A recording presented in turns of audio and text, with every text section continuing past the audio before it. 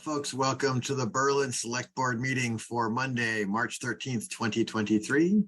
As a reminder that meetings of the Berlin Select Board are generally recorded for transmission on both the Berlin Cable Access Television channel and YouTube. And so voices, image, and/or telephone number may be recorded. And so let's just jump right into things. So we actually have a pretty decent agenda again tonight. So I've called the meeting to order. It's about 7:01 at this point. And so approval of minutes.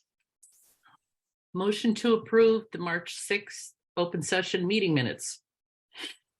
Seconded. I think we're ready to vote then. Hawkins, aye. Keefe, aye. Stone eye. And then I was going to say people in the audience can raise their hands if they have just a general public comment to make. Although we are jumping right into the meeting, and I don't think either of our hearing and appointees people are present at moment. And so why don't, Kristen, why don't you just get us started in your town administrator report? Okay. I'll give you the quick 2-second version. Warrant and budget. There's more to it than that. So actually, no, we had a few things go on this week besides that. And we'll talk about the budget when we get to it, because there's been some really difficult updates that we need to discuss. Yep. We also will be talking about recreation courts. We did receive one bid from Lazaro Construction. It did come in $26,259.25 over funded. There's $150,000 in funding for the project. As you've probably seen, we are working on options for the Brown Barn, looking at some combination of efforts with the Energy Committee when we do our facilities study, because they are currently seeking grant funding for a long-term facilities plan that focuses on energy efficiencies and systems and controls. So we may be able to include that and kind of dovetail with our facilities studies, so they're not done in a vacuum at a minimum. I'm also met with the June Miller, the Historical Commission Chair, and I will be meeting with the commission in April to start discussing the long-term plan for the Bullard House, funding, procurement, et cetera, so I can get a good understanding of what's going on there. And they're more than happy to bring me up to speed. We did a lot of work with capital last week, and we have probably 90% of the capital plan completed in terms of the recommendations at this point. And little plug for Earth Day. Earth Day is coming up Saturday, April 22nd, 9 to 2, I believe. There will be flyers forthcoming. This is just the very beginning. And I did have the pleasure on Friday to sit down with both our rep and senator and talk about some of the budgetary and other concerns that we had. Kristen, do you know when the budget hearing is for the schools? Yes, it's Saturday. Hold on. This is Saturday, huh? Yes. So they had to statutorily get within 45 days of town meeting. So it is Saturday, March 18th. And I can look up the time if you give me just a minute. I think it's posted 1 p.m. at Tohoto in the multipurpose room, which is where it was last time. Okay. They had an issue with getting the Telegram to run the ad because they had to run it 7 days before. And so it was a little bit of a challenge getting it in. They wanted to delay to see if we could do any more work at getting closer to a number that we could agree on. Unfortunately, as you know, I discussed with FinCom, we are just so far apart. I think at this point, we just have to take it to the voters and kind of explain the ramifications of both the FinCom's budget and the school's budget. Okay, thanks. You got it. Peg, do you have any questions? Yeah, Kristen, on the Brown building, is it just an old building or is it a historical building? And the reason why I ask is I don't know if at some point you could, if it's truly a historical building and not an old building, that you could talk to Tim, and I don't know his last name or can't pronounce it, who's doing work on the Bullard House and or Hearst House to see if there's anything that he might be able to help with, or truly if it's a historical building and the beams are from, 1812 or something like that, if there's a use for any of those beams for somebody who might want to deconstruct the building and put it back up somewhere. Sure. When I did this research, the building is from the late 1950s. It was Oh. built in an older style. But that it was not considered for the people I talked to who care about some of the historical stuff, although not any sort of commission or group has not done any votes, but did not think that it was necessarily a historical building. So it's just an old building that. Yeah. Okay, No, that's good to know, because the cost to do renovation would be quite expensive. Fred had a contractor come out after our last meeting and look at it. And I believe, let's see. You would need to change the siding with new wooden batten boards. There's a coating that can be applied to the metal roofing to give it a seal coat. And you'd probably want small raised platforms to store things off the dirt floor, because a concrete floor would be about $20,000. So leaving the concrete floor out, what I just mentioned would be about 10 to 12,000. And I think we could I did a little research into sheds. They were looking for, and I think that Bob can speak a bit more to that, but like a 14 to 24 foot shed. So like the picnic tables for the future pavilion could be put in there for the winter. And there's a wide range of prices, but I did see some that were around 10,000. do you have a cost to take it down? Or is it just a free for all, show up with a hammer? No, Fred's getting a cost on that. As soon as I have it, I'll forward it over. Okay. Maybe you could do a fire drill in there. There you go. No, Chief's coming on tonight, you can ask him. You could.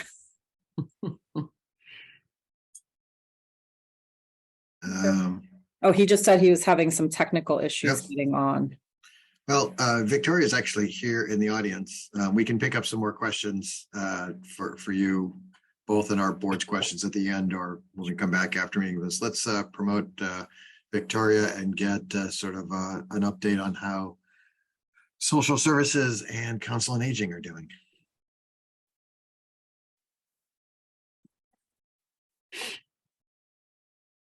Hi, everybody. Hi, Hey, Victoria. Victoria. Give me just a second. My headphones disconnected. Hmm. Good. All right. Hi, You are. everybody. Oh, All right.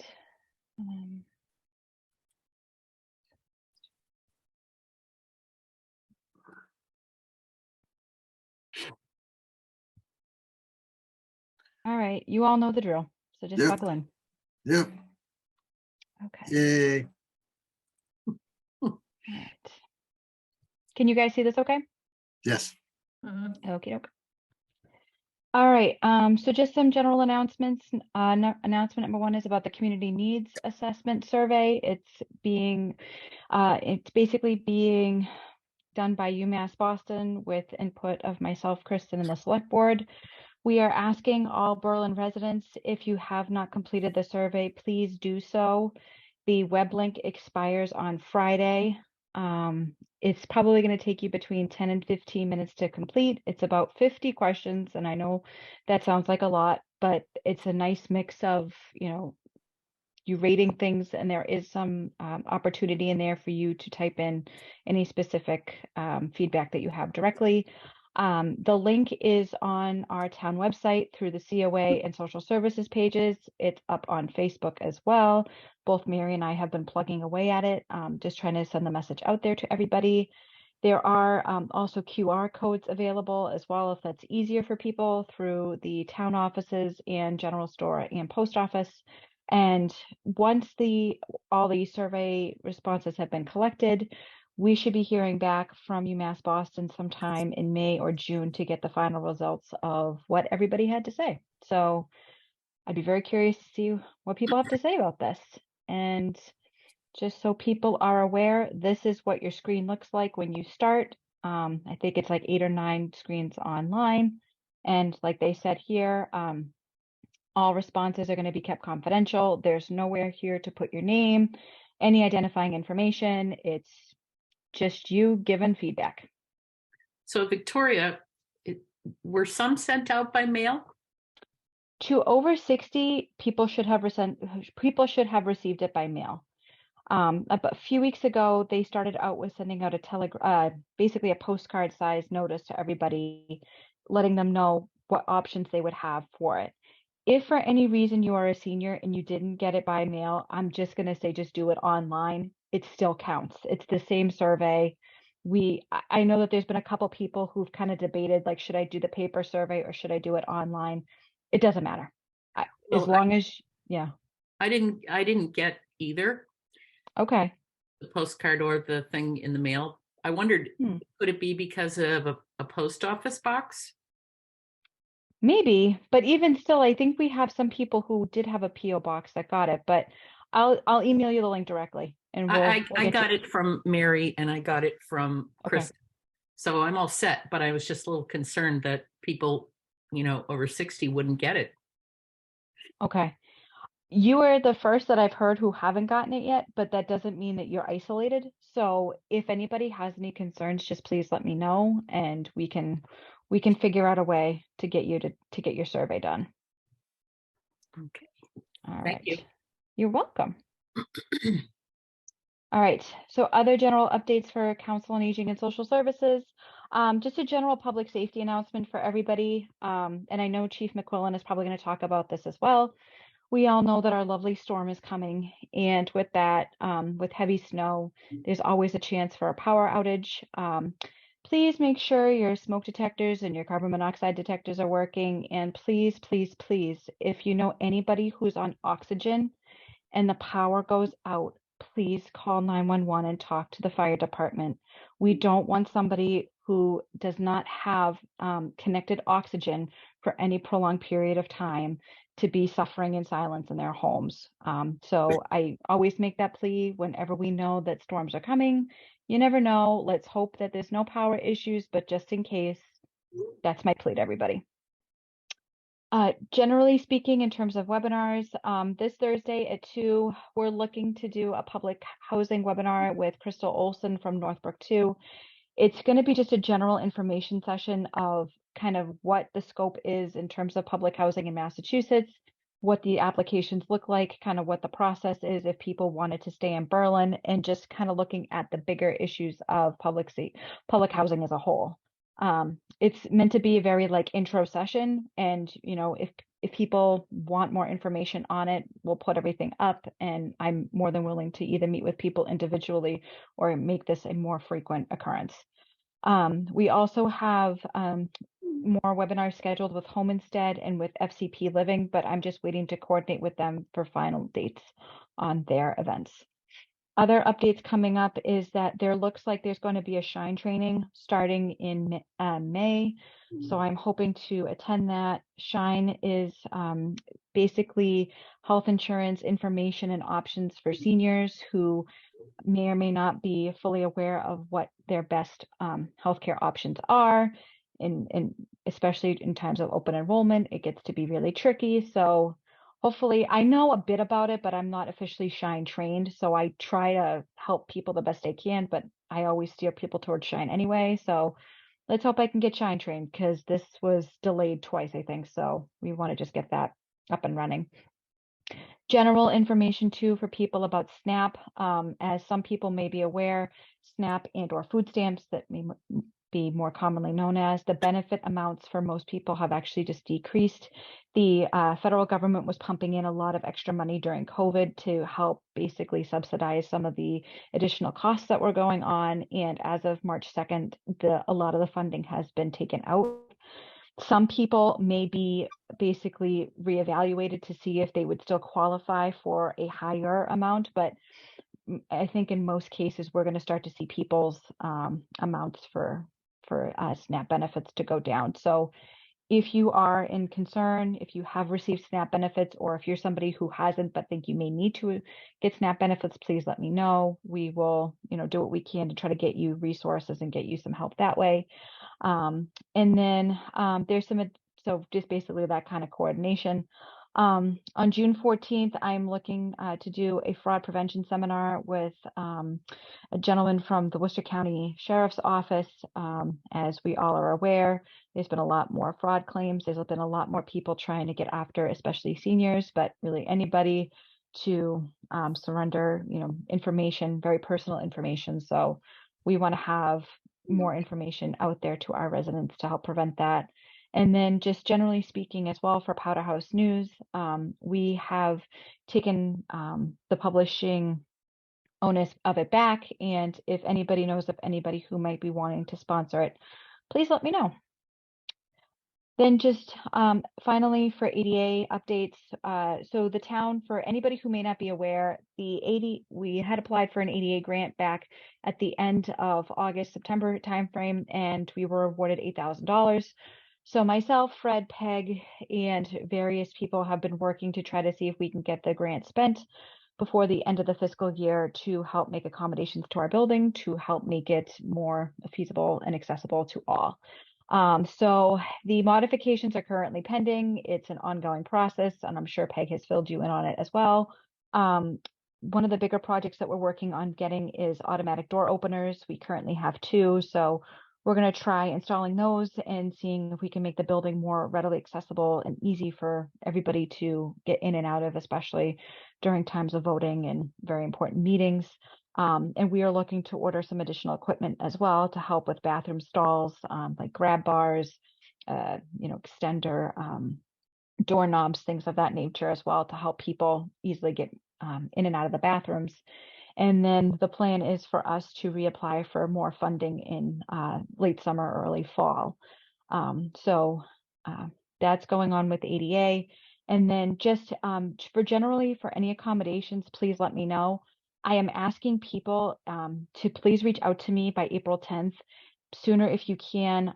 Just if you plan on attending town meeting on May 1st and you think you're going to need any ADA accommodations, or if you're not sure, give me a call. If what we want to do is we want to make sure that anybody who wants to go to town meeting can go, and that any barrier that would be there can be lifted or can be mitigated in any way. But again, that's going to take a little bit of time. So I'm just asking if we can have 2 to 3 weeks notice before town meeting commences. It'll help me try to help, whomever may be in need. And then just as always, my lovely contact information. So my direct email, the council's phone number, and then through Facebook as well. If you ever have any questions, comments, concerns, please don't hesitate to reach out. I'm here. All right. Very Any nice. questions? Great. Thank you. Just a lot of great Victoria, stuff. do you there. know if there's been an uptick in the use of the food pantry with the decrease of food stamps? So technically, I know Mary McKelk is very good about trying to maintain privacy for those at the food pantry. If there are people that Mary thinks may, or anybody at the food pantry thinks may need some extra TLC, I may get a little bump. Or like if I think anybody needs to use food pantry benefits, I will recommend. I would not be surprised if they have gone up. And it's hard because unfortunately, as we all know, while, some bits of inflation may or may not be getting better, groceries are still really expensive. And unfortunately, a lot of like the really nice staples that people used to rely on, again, are still really expensive. So I would say to anybody, if you need any help, if you want to reach out and try to start using the food pantry, please let me know. I will make sure I will make sure you get connected to Mary McKelk. If you need any other additional resources as well. With it being Lenten season, a lot of the local churches as well are doing Friday night fish dinners. There tends to be some more, I don't want to say giving, but there tends to be sometimes a little bit more of an abundance during, the Lenten season, as opposed to sometimes other times of the year. So And, we can also, anybody in Berlin can also use Wheat in Clinton as well. That is, again, part of the reason why they're there. And like I said, if anybody else is in need, just reach out and, I can try to get creative to see what we can do to help. Yeah, and thank you again for all your help with ADA. I thought $8,000 was gonna pick off multiple items on that list. Yeah. Oh, it's been a learning curve for us all. It really has Indeed, been. indeed, So, yeah. If our plan- anything, it will give us information for our next ask. After last week's meeting, we had talked about hearing devices, and so Eloise is like, "Hey, talk to Barry. We have some." So Victoria and I literally happened to run into Barry, asked him. He's like, "Yeah, they're about 20 years old and don't work." I'm like, "Well, check, boom, that goes on the list for the next round." So definitely eye-opening. So again, thank you for all your help with that. Absolutely. Thank you very much, Victoria. That is quite informative. And again, if people can get those surveys in by the end of the week, that would be great if you've not done it already. Yes, we have gotten a couple in the COA mailbox. I'm going to ask people if they can just try to mail it to Boston. I know when the paper packets went out that I believe that there was an envelope that kind of came with it that was like self-addressed stamped back. We got a couple in the mail in our mailbox. I've just mailed them directly to Boston. So, and they know that they're coming. So, so for those people out there, if you are watching, your surveys are in the mail and UMass knows it's coming. So yeah. Great. Thank you. Awesome. Thank you Thank all. you very much, Victoria. I think that brings us to Chief McQuillan. Welcome to our presentation. Thank you. Appreciate that.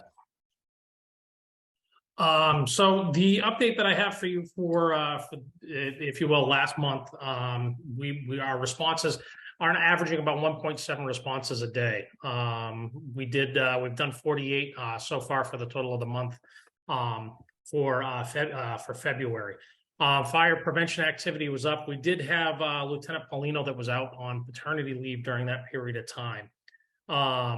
Our grants, they're still what they were listed under Chief Clark with the EMPG grant. The DFS SAFE grant that we have for $1,500, that was kind of done with the File of Life program that firefighter Michelle DeVoe started with our senior population, which we have information for that for any of our senior population that's interested. They can reach out to the fire station. They can reach out to me via email to get some additional information on that. It's a program that helps that when they dial 911 and we respond for a medical emergency, that File of Life has all the pertinent information that we would need in order to treat them. That would list their, if you will, their medical ailments that they may have, the medications they're on, and more importantly, some of the allergies that they may have that we may be able to read on that if they're not able to inform that to the crew that responds.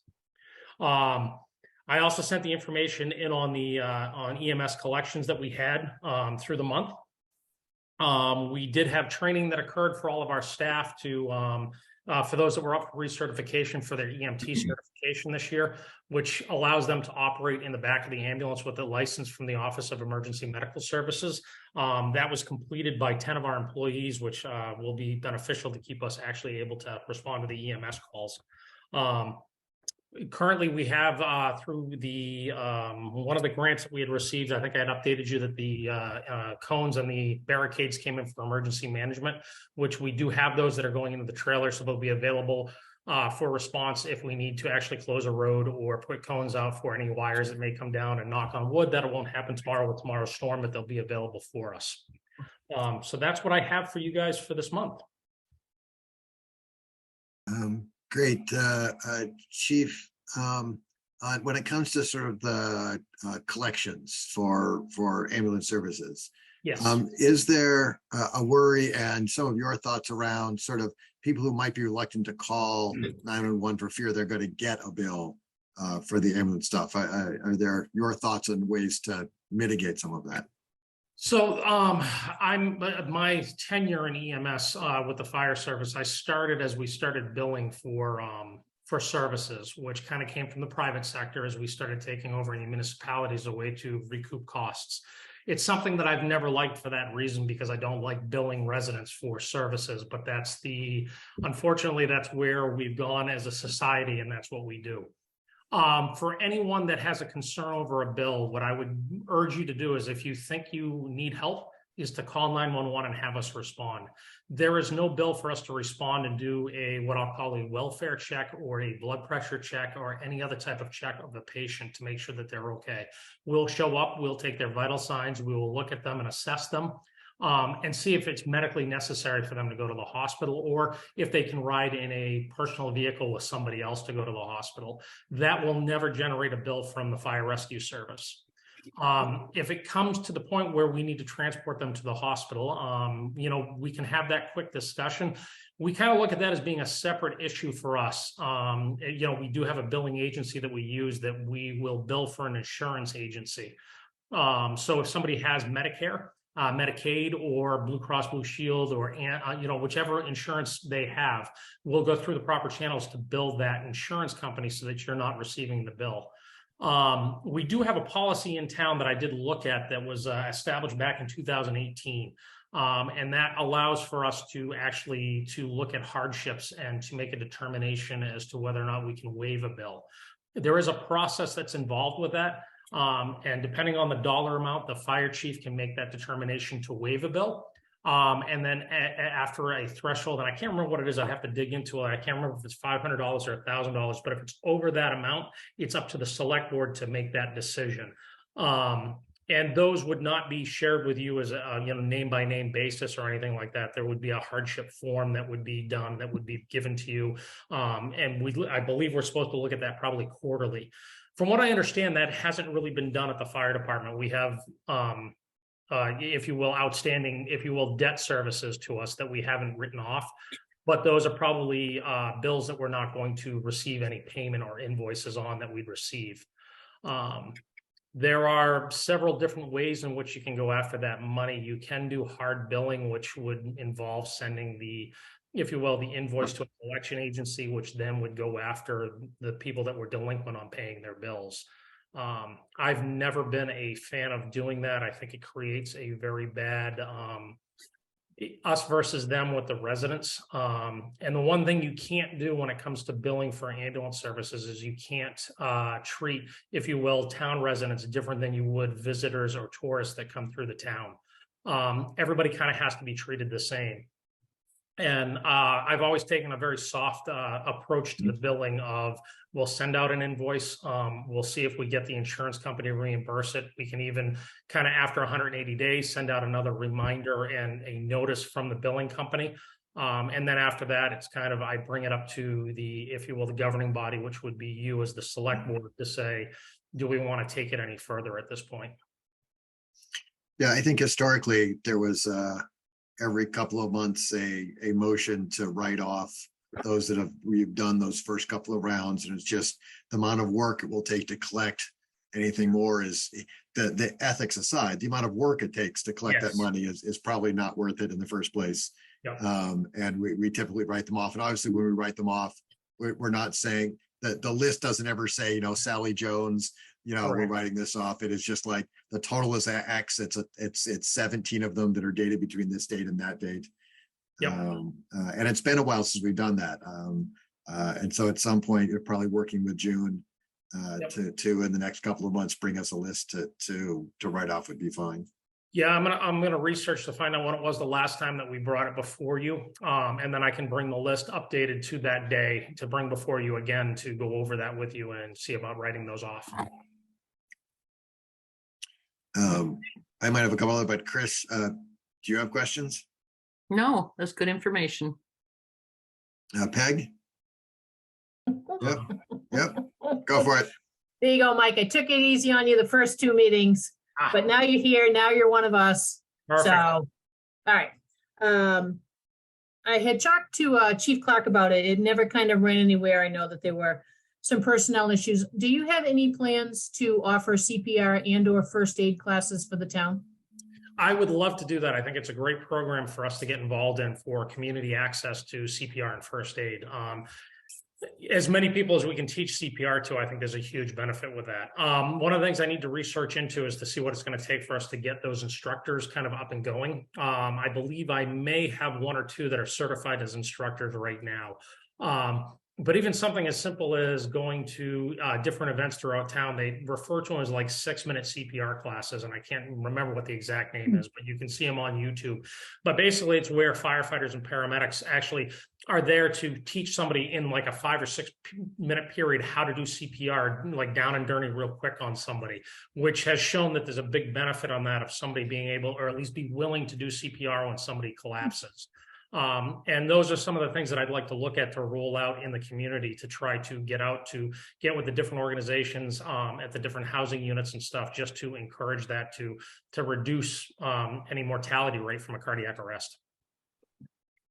Kind of as a follow-on to that, and obviously I don't need an answer today, you're all of like 1 week old with us. What are your thoughts on like getting to know the town and the residents to say, hey, I'm new fire guy, come by with questions. Here I am. Here's my experience, just to get you. Yep. And if you bring Lily, is it Lily? Yes, it is. Yeah, then I'm sure that introduction will be a lot easier. Yeah, I'm looking for any avenue that I can get out to meet people. I've been down to the general store to have coffee on Fridays to meet with them. Lily. And obviously getting into the school and stuff and reading books with the kids and stuff like that was a great way to meet them. But I encourage anybody to come by the firehouse. If anybody knows of a meeting or event that they want to send to me, I'm trying to get my business cards made up so I can hand those out so everybody can have my contact information. But I'm big about getting out into the community, and I want to get out and meet people and say hello, and at least put a face for the fire department with who their fire chief is. And I encourage anybody to come in with any questions, concerns, or even just to visit and see what we have for equipment and see what the firehouse looks like. It's not warm enough for the doors to be open yet, but they will be open, and I encourage people to stop by and come in and see us. We'll get you hooked up with Evie over at 19 Carter. I know usually on Wednesdays she'll grab somebody from the town to go over just to do a rather informal chit chat. So Yep, I'm that'd sure be she'd fantastic. I'd love to have you. Regarding the billing, I did have also in my notes about reviewing the policy. There she is. Much better than my holding up my phone. Yes, There you yes. go. There's our new fire dog. Yep. The policy for the ambulance receipt, so we'll figure out how to do that. Are you as up to date as possible on the billing, or how far are you up to date? Reason being, over the weekend, I got a rather irate call from a resident. ALS services were needed back in the fall for a family member, and she just got the bill over the weekend. So Yeah, just kind of wondering how current you are.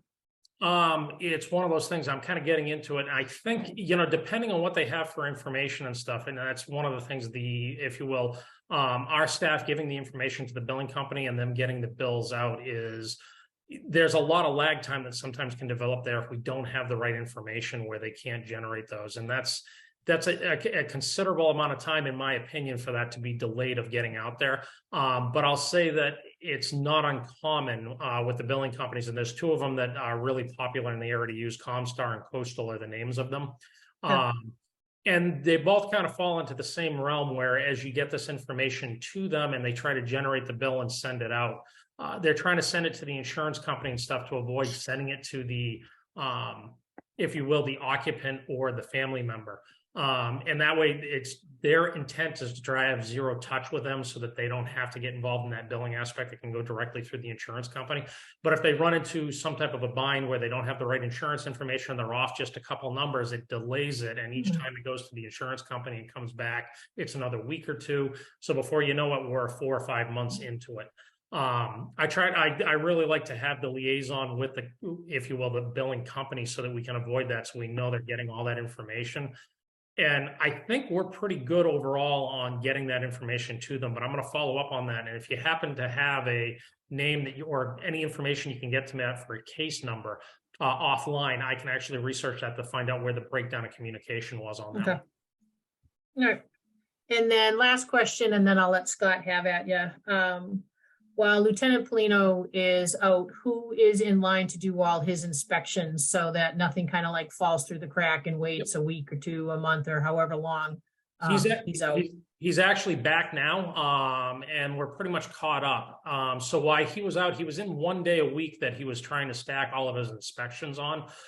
So I don't think we have any lag on that. I think he's pretty much online with getting that done, and I'm trying to back him up on some of that stuff as well too, just to have that availability to go out if he's tied up with something, or unfortunately if he gets ill, that there's somebody else that can actually go out and perform that and kind of, you know, keep the businesses and the residents up to where they need to be.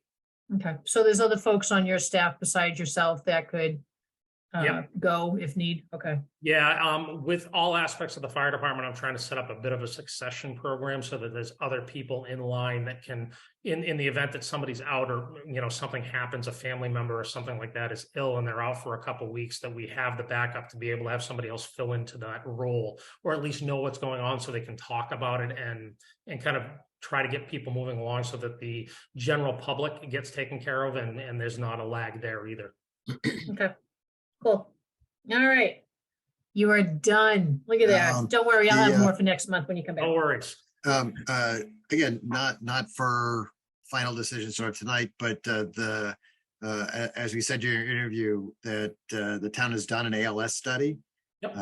And getting some of your thoughts on sort of what the next steps would be. So we have a study, and there's probably several steps to take before our study and making a decision about whether or not to proceed.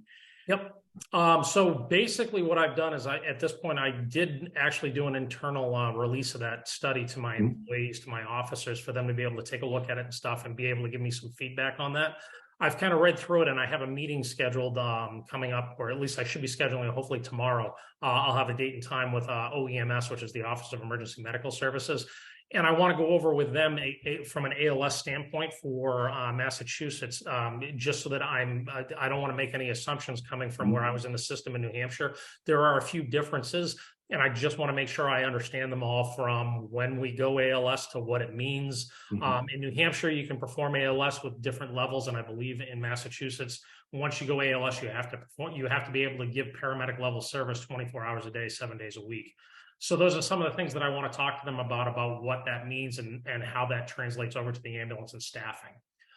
So those are my next steps kind of going through, is to circle back with the officers and stuff and see if they saw anything that was a potential roadblock for us, and also to meet with the state just to hear what they have to say and make sure that I'm on the right track with it. Yeah, it was, for me, there was that 24/7 that actually was the bigger issue, because it showed that there would definitely be a benefit to the town, but benefit the town only during certain hours of the day. And if we have to staff it 24/7, that's a lot of cost for something that doesn't have benefit for 12 hours a day. Right. Especially for me with them, whether or not, you know, two towns could decide that we're going to split the cost of nighttime hours between the two of us and cover it that way, as opposed to all being fully staffed. Because in a state where getting paramedics is already difficult, because you hear about these ALS services that can't do calls because they can't find staff. Correct. And then force ourselves to have a staffing at a time where it's not needed just seems to exacerbate that problem. So right. And I know the full-time aspect of it is kind of looked at, if you will, during the day. You know, it's like, you know, Monday through Sunday type of thing, and then, you know, call staff overnight. And I think that's where it becomes making sure that we have paramedics that are available at night to be able to respond on the calls at the paramedic level. And I agree with you. Right now, we do have a staffing crisis. And that's across the country, where we don't have enough volunteers and call firefighters coming into the system, and those tend to feed into our full-time departments as well too. So you know, it's both at the call volunteer level and also at the full-time, you know, level for departments as well. So that's something that I need to take a look at to see where we're going to fall with that, so that when the time comes, we could actually manage the ALS program as opposed to having to delay it. It may be something that may need to be a 5-year plan as opposed to a 3-year plan. And then, speaking of staffing, how are we doing at staffing at the fire department right now? We're doing okay. We've had a few people that have left that have taken full-time, and I say they've left, meaning that they've come out of the role of doing the per diem staffing, because they've taken full-time jobs in other departments. So that's left us with some holes, and our officers, our lieutenants and our captain have kind of stepped up. They take call at night to kind of make sure there's always an officer on call. And for the most part, they're getting out the door with, if we only have one staff member that's on, one per diem employee at night. So I'd say we're doing okay. We're not doing great. That's one of the next things I need to work on, is to see how we can do some more recruitment to get some more people in the door. Great. Those are the questions I had for tonight. Father Peg, Chris, that you got to your questions too. Indeed. Excellent. Oh, sorry, Kristen, you're allowed to ask a question too. One more thing before you let Chief go.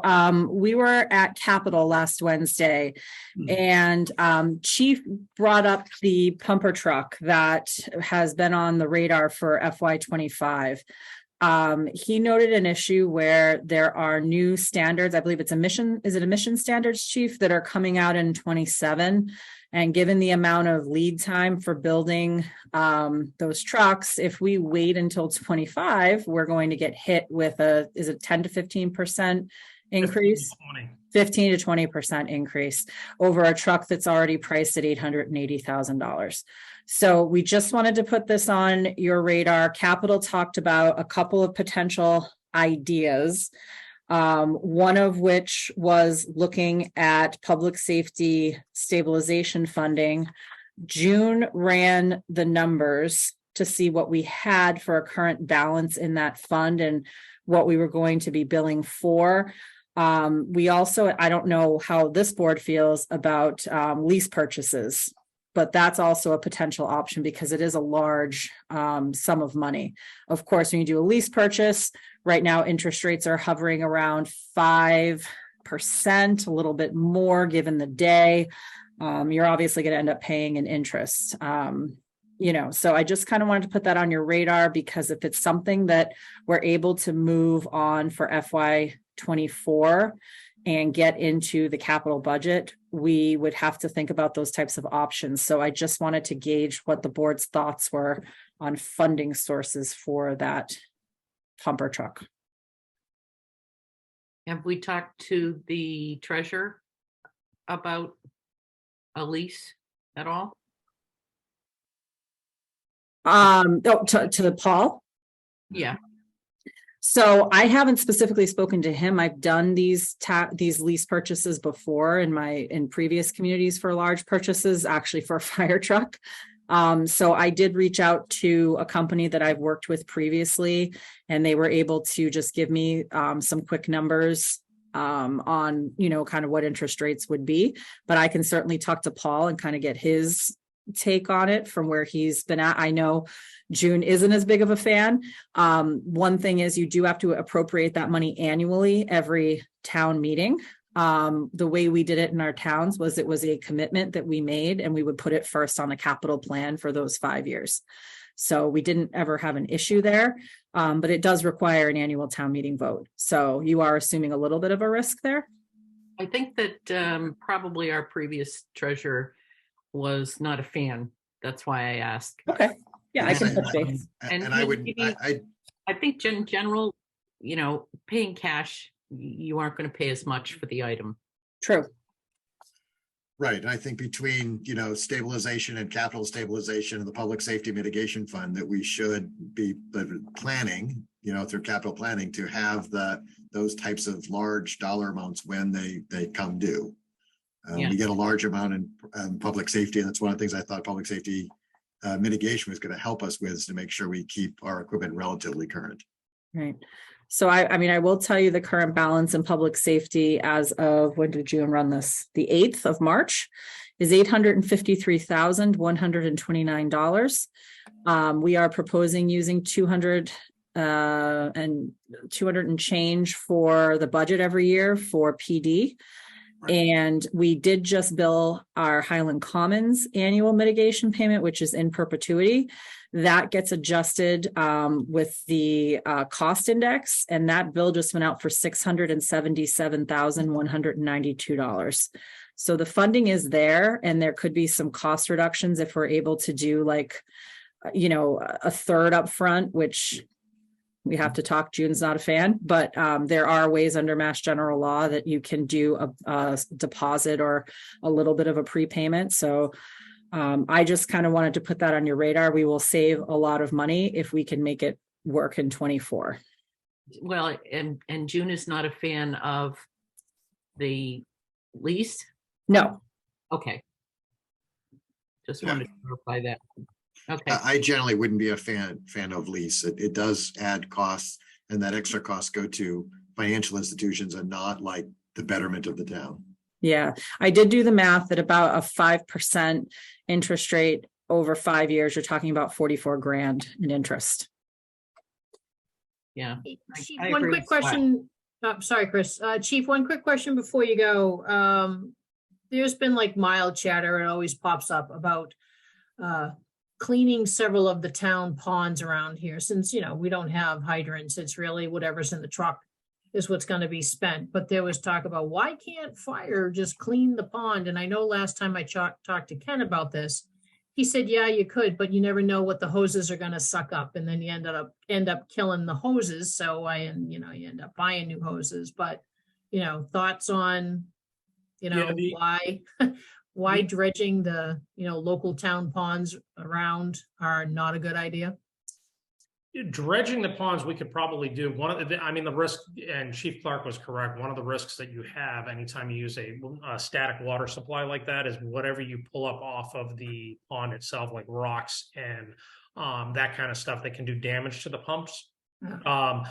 And it comes down to the maintenance of what we refer to as the dry hydrant. And that's the tube that kind of goes into that pond it's supposed to have some type of a screen on it to try to keep that stuff out.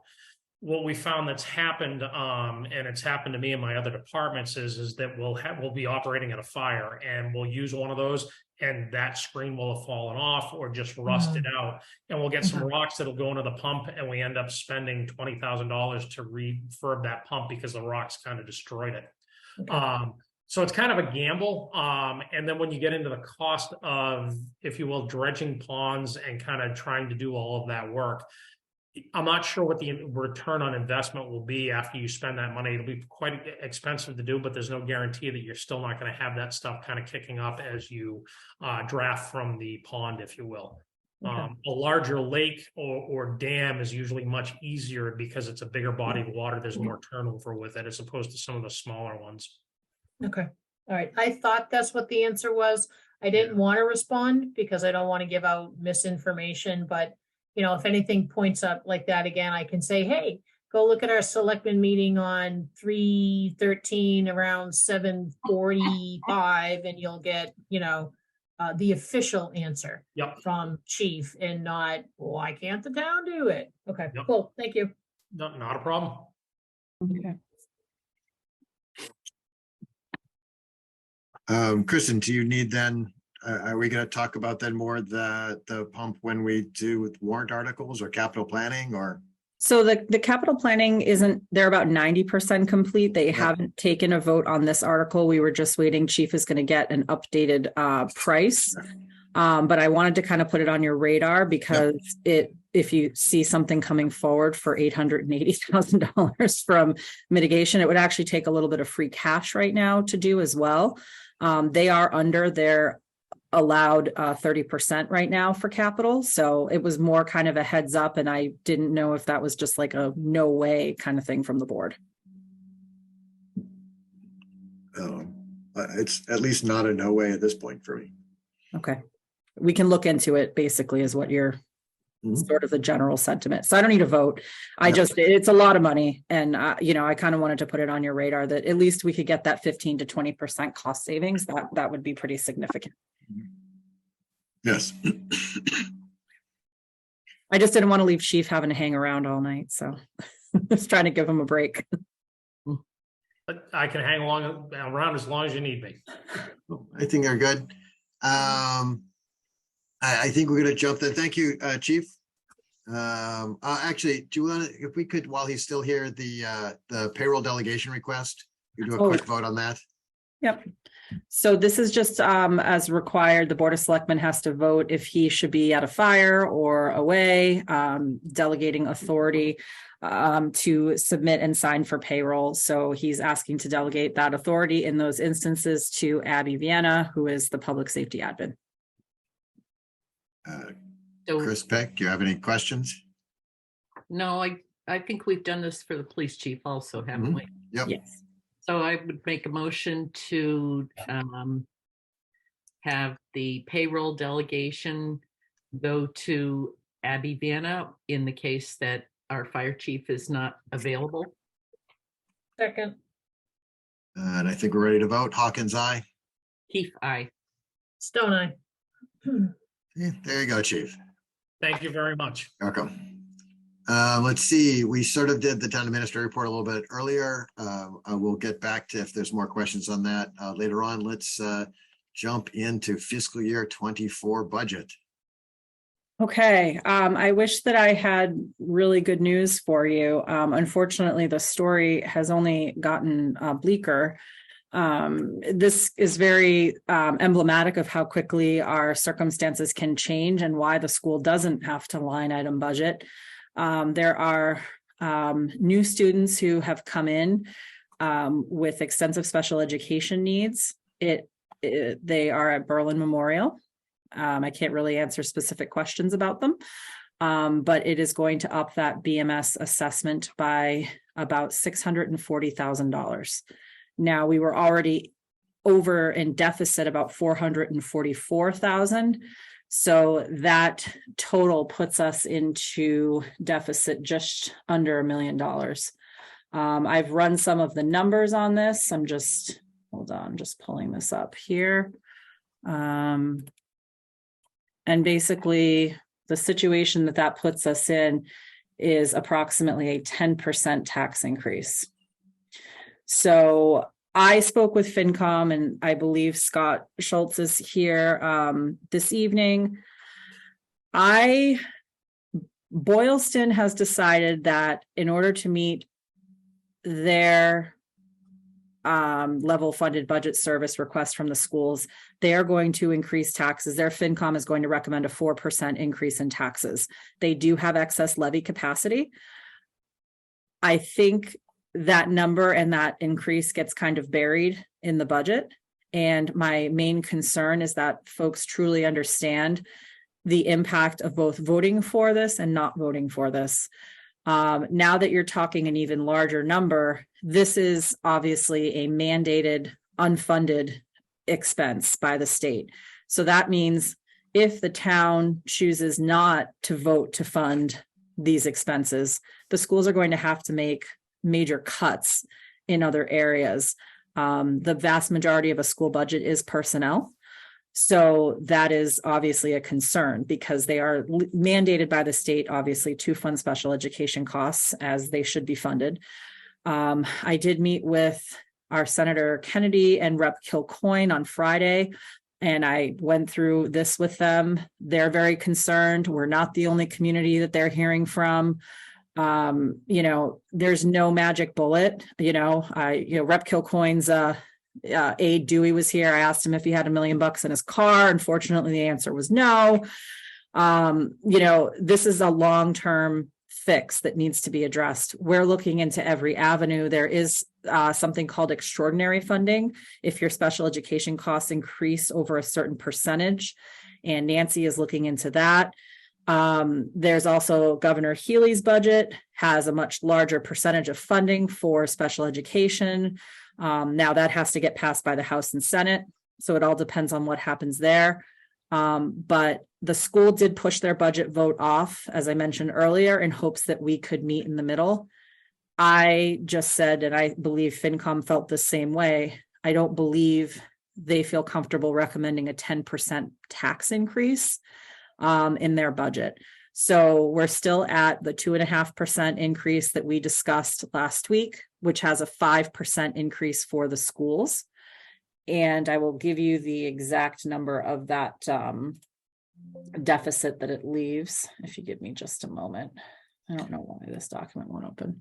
And so if I'm reading things correctly, that the Berlin Memorial believes that a $4.7 million budget is a level funded budget, that they do nothing new just be able to sort of float exactly where they are. And that is basically a 30% increase over the current year.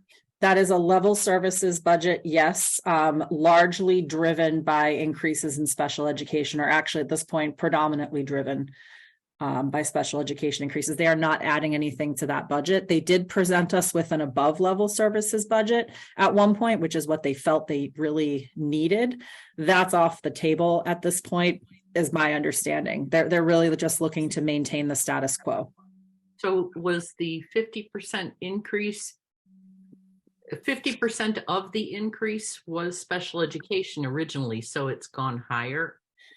Correct. So now there's another $640,000 that has to be added to their budget.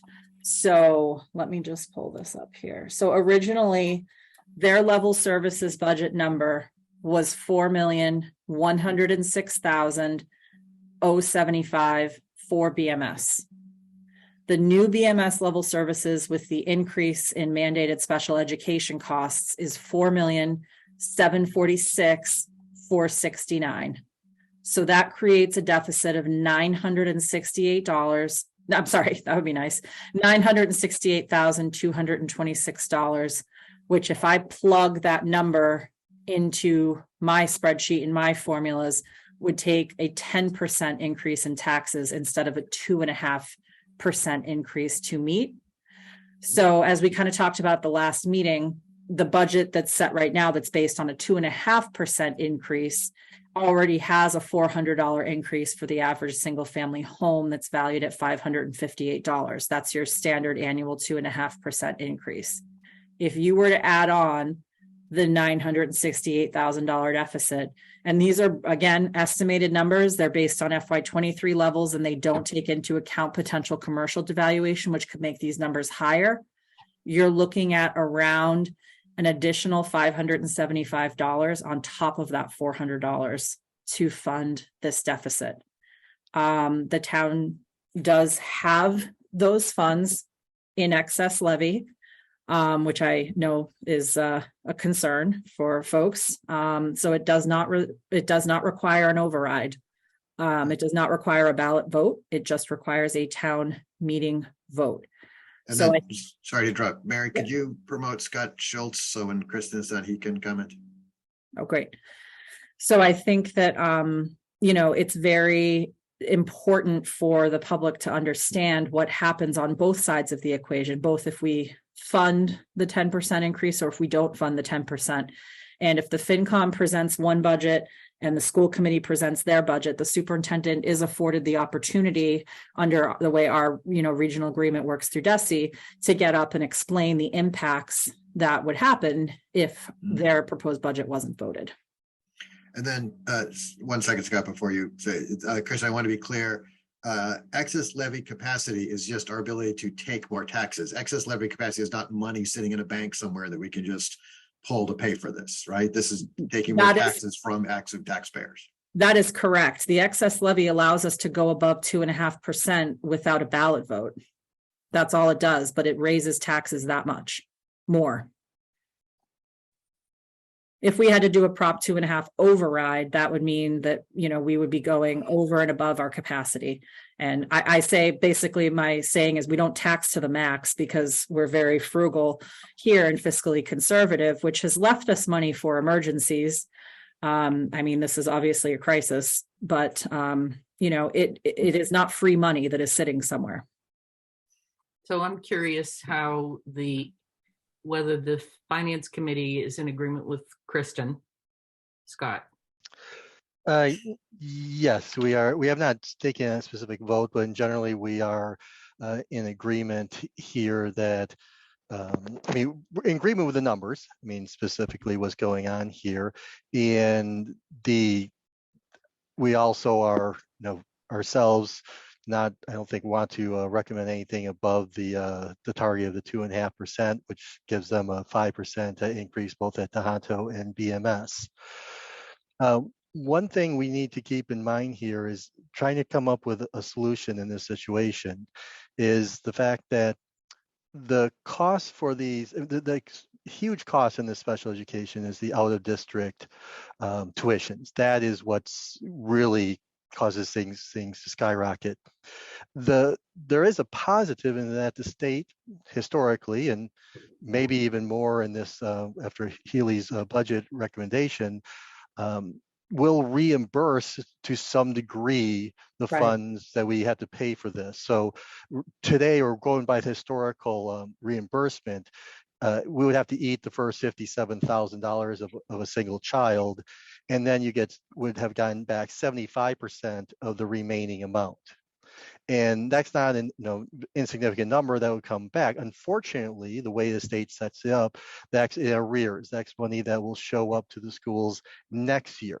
Mhm. Now, one of the pieces that Kristen already mentioned here, and that Nancy had brought up when we met last Monday, was that, and it's also even mentioned in the governor's budget, there are extraordinary circumstances for special education, like we basically are falling into right now, which if your special education budget increases by more than 25%, and what I don't understand, that 25%, is that taking all of Berlin-Boylston, or is it broken down by individual schools? You can get funding from the state immediately that can be used in that immediate fiscal year. Unfortunately, we just got the most recent response from Nancy. It's not clear what that would be and how much those would be.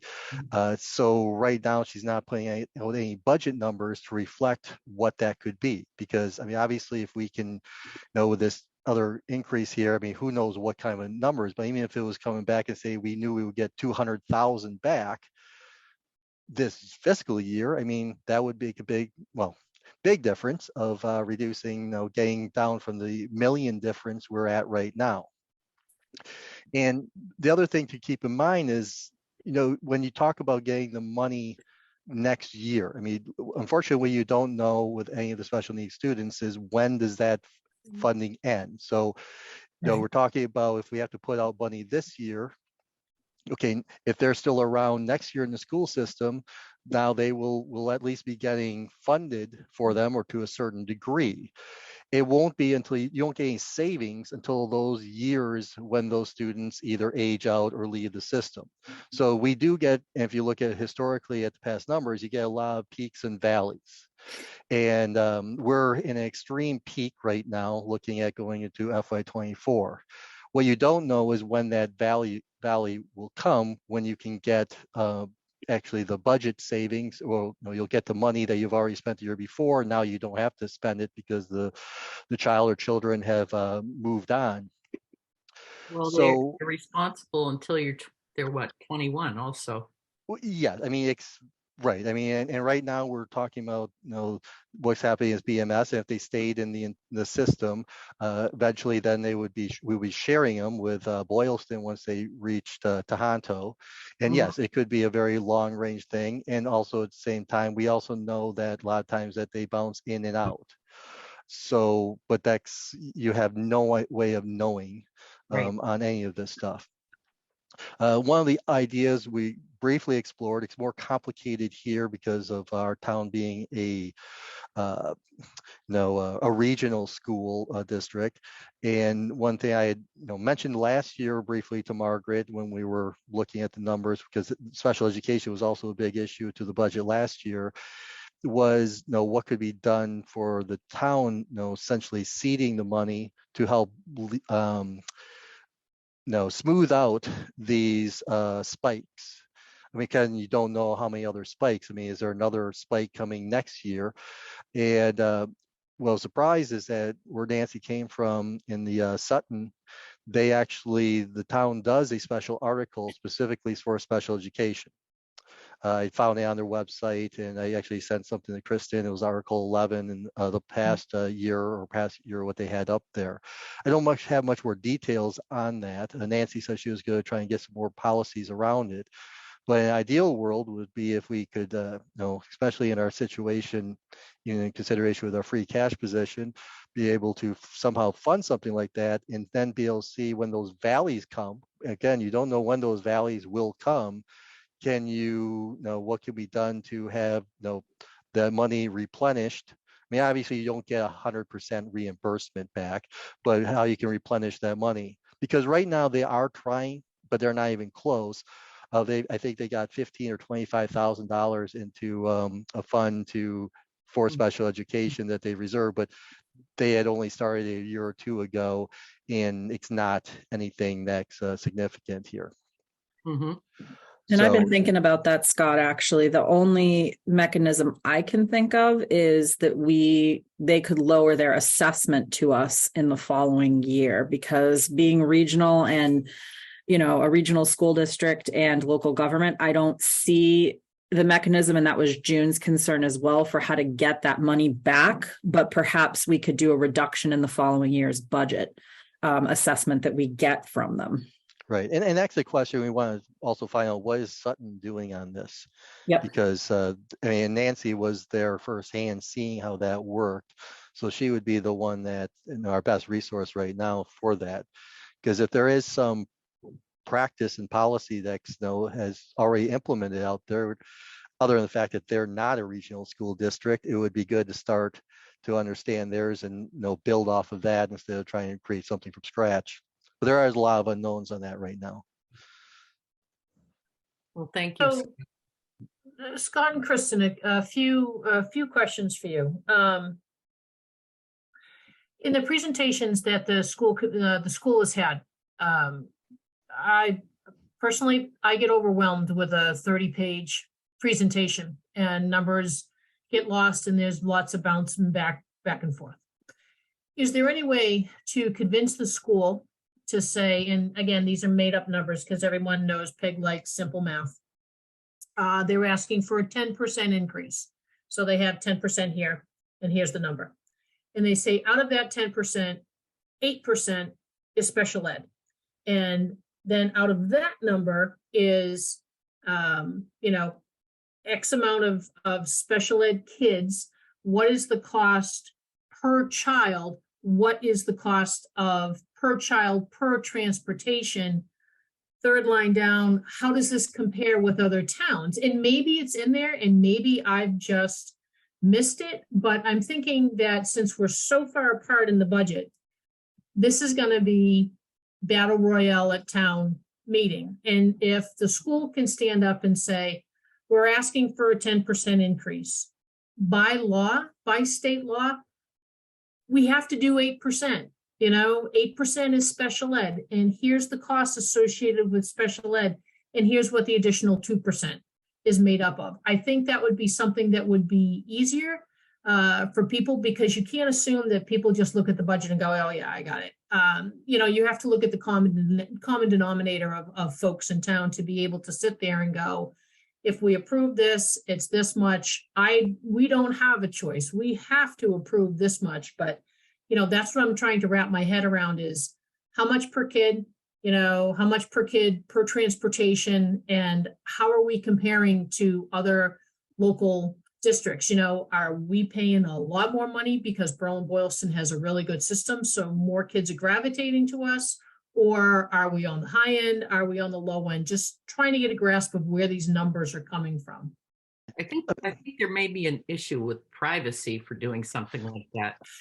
I'm not asking for names. I'm just saying, we have 12. But it's, well.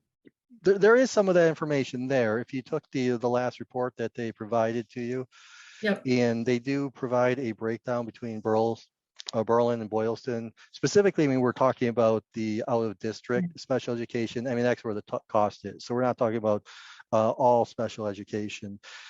And what you'd want to do is go to that on slide 9 of that presentation that was provided. I don't know if you have that available to you. It has a breakdown from fiscal year 19 through the fiscal year 24 projected with the number of students, though they will tell you that the number of students is also a tough number to go by, because they say it's not uncommon that a lot of times from like foster kids and stuff like that, where students come into the system maybe just for a few months or a very short time. So it's not as simple as their town residents that are living here continuously.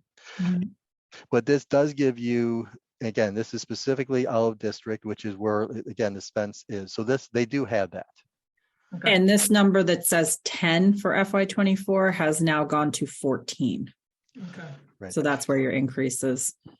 And they also, in the budget had presented, what they had presented back in February. They had that breakdown where it was almost 50% of the increase to the so-called level services budget. And the level services is a bad name for it. It should be level services plus mandated special education would be a better description on it.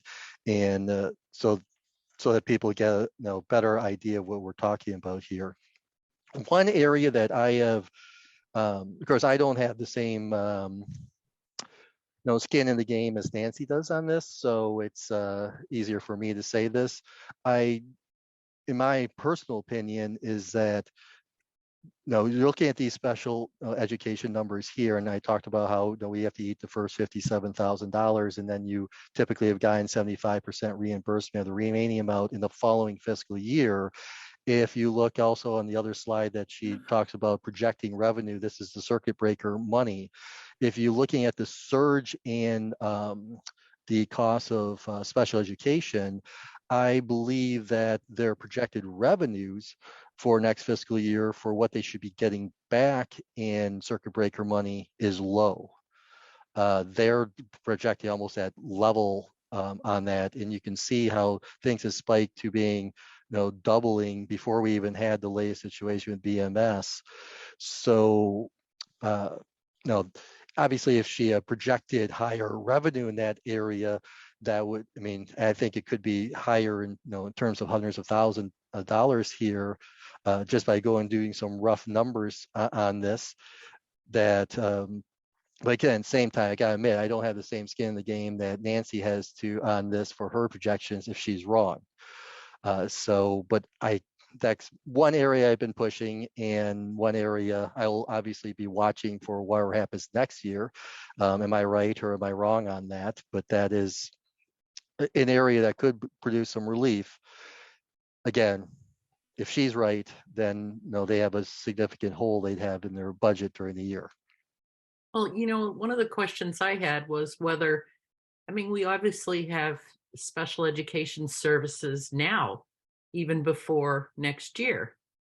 And I think she was lumping special education services, even the ones we have now, in with that 50% increase that she was talking about, back when we had the meeting with her.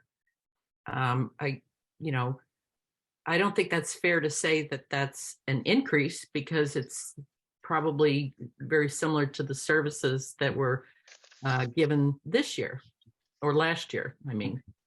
Well, there is a 14% overall increase that was allowed by the state in special education services. So I don't know if part of it's reflecting that.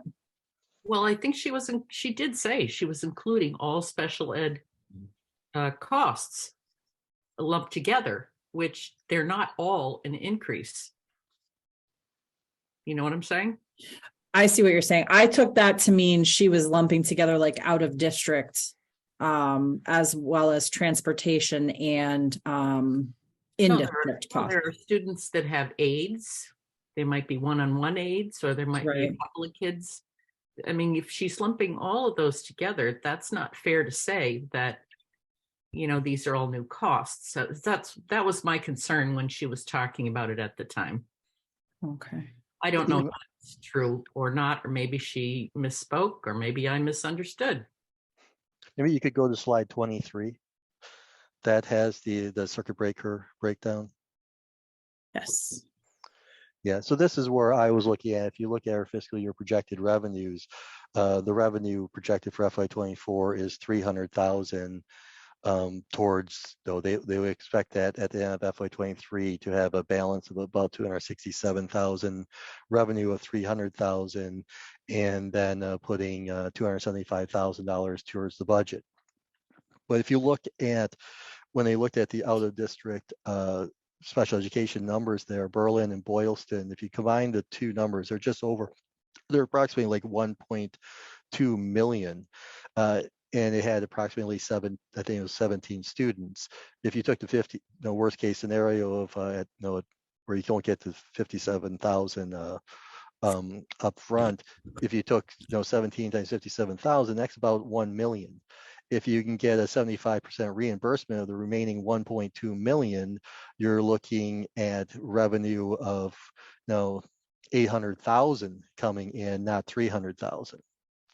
But again, these are I'm not saying that to project that high, but it seems like 300,000 is a low number, and that's going by the previous history of what the state reimburses, and it looks like the governor's budget wants to try and target more, of course, just because they want to try to target whether they'll actually do it. We're going to still probably assume that we're based off of old historical reimbursement from the state. Yeah. Scott, what's interesting about this slide too is if you look at, and this is before everything got added, before the 600,000 got added last week. Boylston and Tohoto both had $600,000 numbers. Berlin Elementary did not. And it's interesting that it just brings it more in line with what the projections are for the other schools. So we were getting the hit before on the Tohoto side, not on Berlin Elementary. Now we're getting hit at Berlin Elementary. Yes. Now, is the Tohoto budget still at 12.9% increase? Tohoto, I now have the percentages have changed a lot, so I now have a number. The Tohoto level number is 3,206,381. So that is, if you give me a minute, I can plug that in and give you the increase. 8.9 according to your spreadsheet. Oh, thank you. Yes, I do have it in there already. Faster than I am, Scott. Thank you. So that is Faster because I read your number, so. Thank you. I have so many numbers floating in my head right now. I appreciate that. Yeah, so that's about 2/3 then. They had, if Boylston is paying 2/3, then the 1/3, I'd have to figure it out. Yeah, we're going up. Their It's request come for us down. is 263,000, which means that Boylston is paying about a little over 525,000 towards Tohoto increase. Yeah, if you want to know the actual percentages, they were on slide 28, where Boylston 65.3, we're 34.7.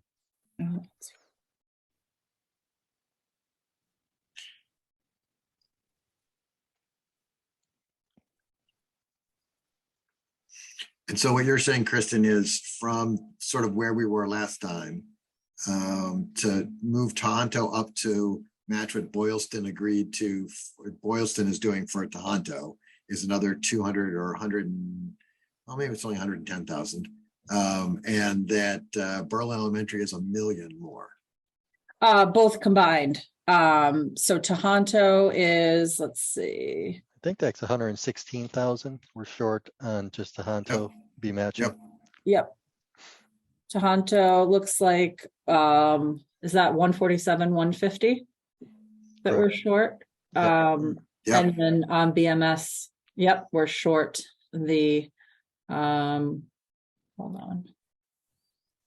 That's not adding up, right? I think our deficit was 116,234. 147, 150 is what we were providing. They were asking for 263, 384. We provide 147, 150, leaving 116,234 as a deficit. Yep, I just did them together. Yep, so you're right, that's what it is broken out. I mean, one thing we do at least, I mean, other than the fact that we have the special education here, if you combine, at the 5%, if you combine the BMS and the Tohoto number, the whole dollar amount is greater than the increase we've had combined each of the past two fiscal years. I think it was something around 303,000 or something like that, and right now we'd be giving them about 328,000 increase. So it's actually a slight increase over what of the past two fiscal years. So it's not like we're pulling any money from the schools in any way. It's just that special education is what's really killing us here. Right. Well, and Amy, many thanks to Amy over in the accountant's office. She actually put this FY 18 to 23 comparison together to look at kind of the major departments on the town side and then all three of the schools. And it's a pretty telling picture. We've pretty much either stagnated or decreased in the departments on the town side. If you look at general government and public safety, we've had a slight increase in public works and facilities. That's largely because we're trying to fix buildings and, pay for escalating costs of materials for roads and salt. And then if you look at the school side, it's interesting that so there has been an increase over the years. That looks like there was a drop off here at Tohoto, but part of that, June was saying, changed because when we went regional, that's our portion of the budget, I believe she said. So, but this goes back to 18. So, if you look at BMS, we have historically increased funding every year. So, and I went and looked back at what those amounts had been over the years, and on average, it was somewhere between 4% and 6%. So one of the things I said to the school committee when I met with them Wednesday is, I think exactly what Peg said, you've got to break it down into the categories and explain why it's a 14% increase, because historically it has been 4 to 6, and that has been sufficient. Although they're saying that they've just been categorically underfunded, for years, which it could be in terms of not being able to move ahead with new needs that they're having. But I just think the jump is large. So it's going to be necessary for them to very clearly explain to the voters what is causing that increase. Well, and to be clear, 14% was their ask before this week, and they're asking for a 30% increase. Correct. On BMS side, I think it comes out to 31.9 now that I just put that number in. Well, I mean, what is the percentage that a school is in the town budget? I would assume is usually about 60%? They're running about 53% of our budget. Okay, and I would agree that Boylston Elementary has been historically underfunded of the three schools. I think Berlin has done a very good job of trying to pay our fair share of the school budget for Berlin Memorial and also for Tohoto, because history tells us back when Tohoto budget is worked on, they usually go with the Boylston numbers because they were the ones that were having financial issues in the past. And so it would stay low for Boylston, which meant it would just, be 1/3 of whatever Boylston's paying for us. You can actually see those numbers. If you went on there, I forget what slide, I think slides 18 and 19, comparison between BES and BMS per pupil. The Tohoto numbers, I don't know if Kristen has the updated one. There was a bad math error in there that showed made the numbers look really bad because the percentages were used off the wrong numbers.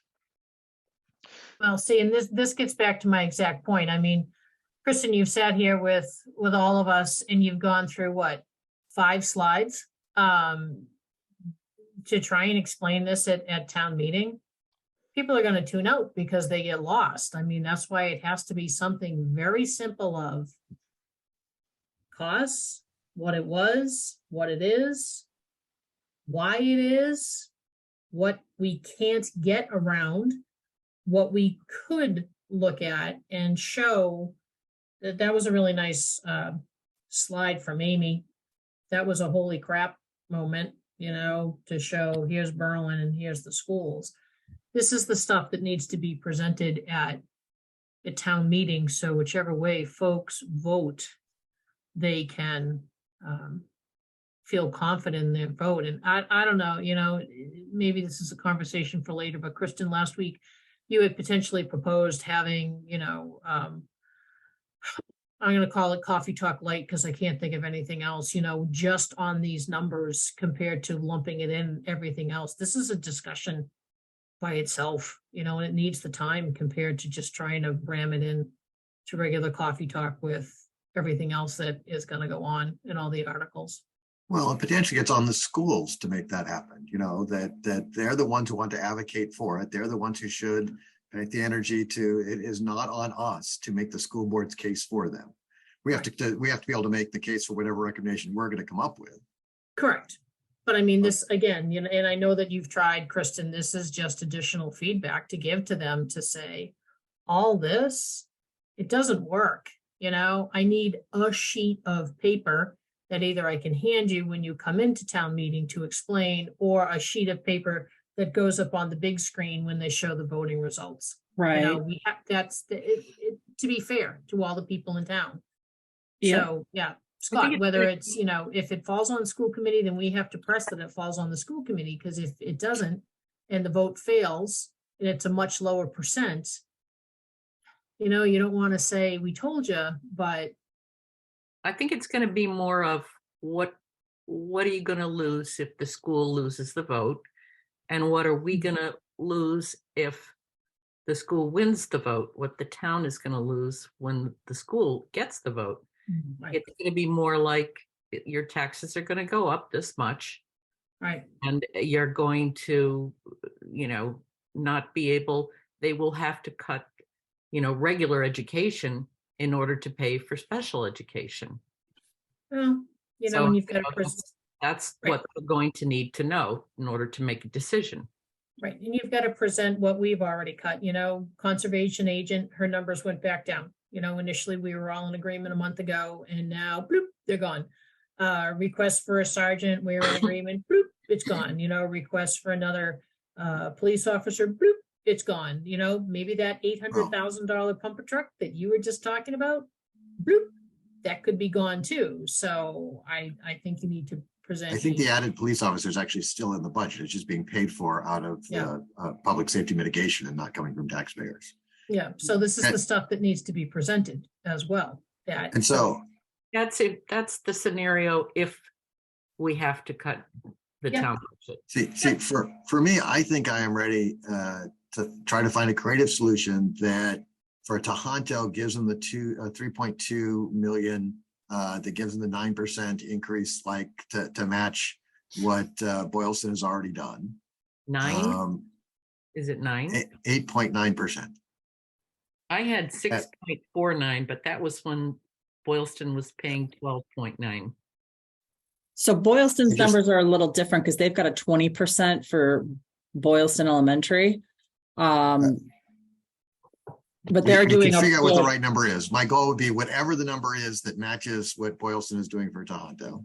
Well, it might be at around 5 if they've reduced it from 12.9 for Boylston.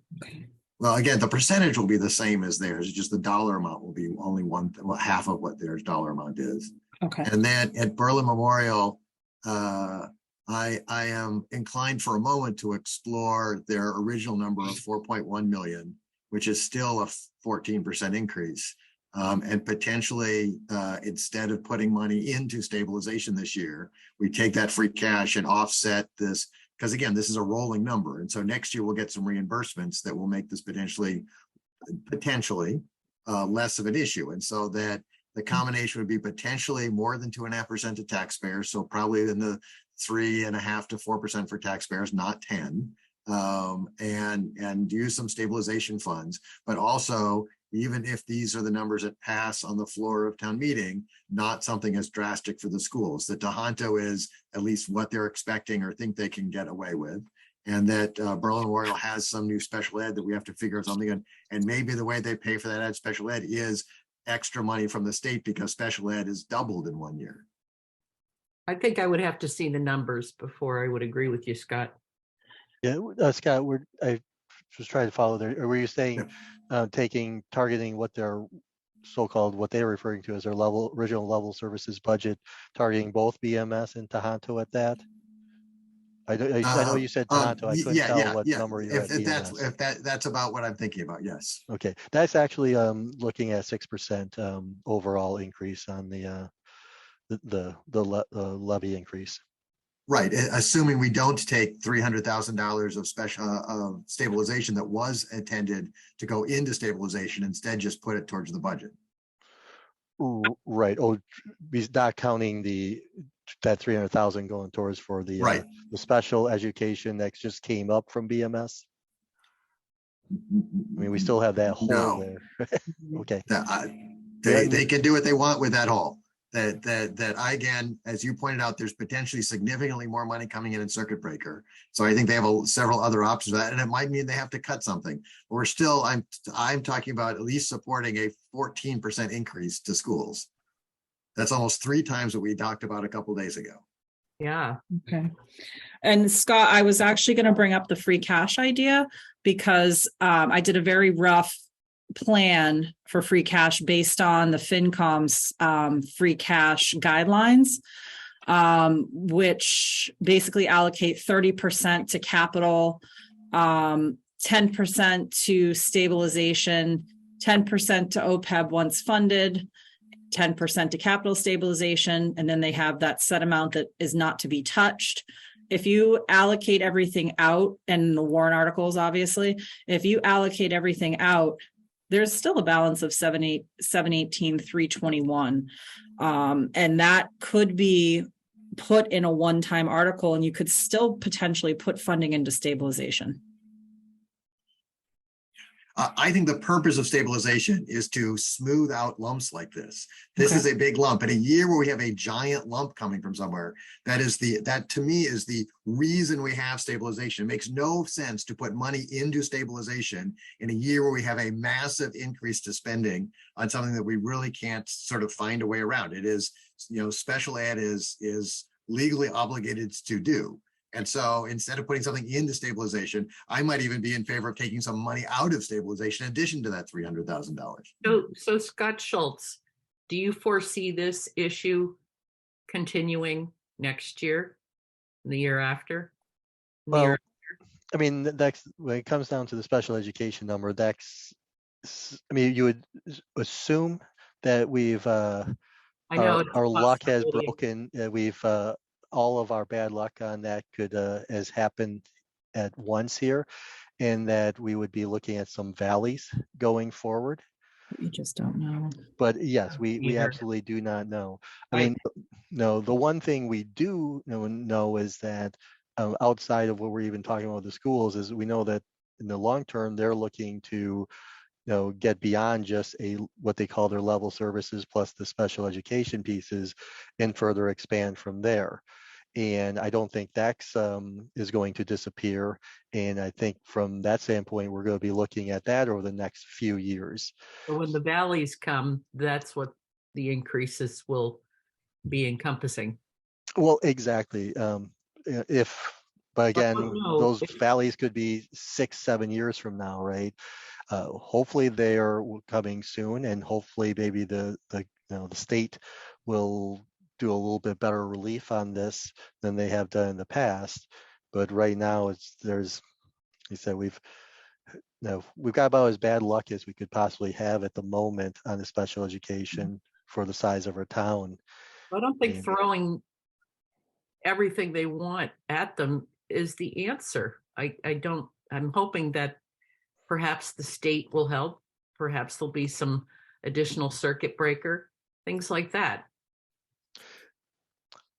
Yes, and these are definitely the numbers we have to watch. Going forward here, the things I pointed out here, we go look and say what this is what you projected, what are the actual numbers coming in. We need to get an idea of how accurate the projections are. I know it's difficult for anybody to make those type of projections, especially when you talk about those dollar amounts, because if you're wrong, it can be ugly. But at the same time, it's what they're being paid for is to make some good, strong, educated guesses in this area, and move from there. And we can't be ultra conservative on those projections.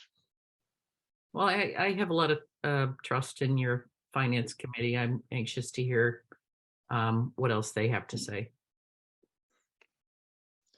And we will be meeting on Wednesday night. Probably They're a really every good group. Wednesday. They're a good group. They work hard. Out.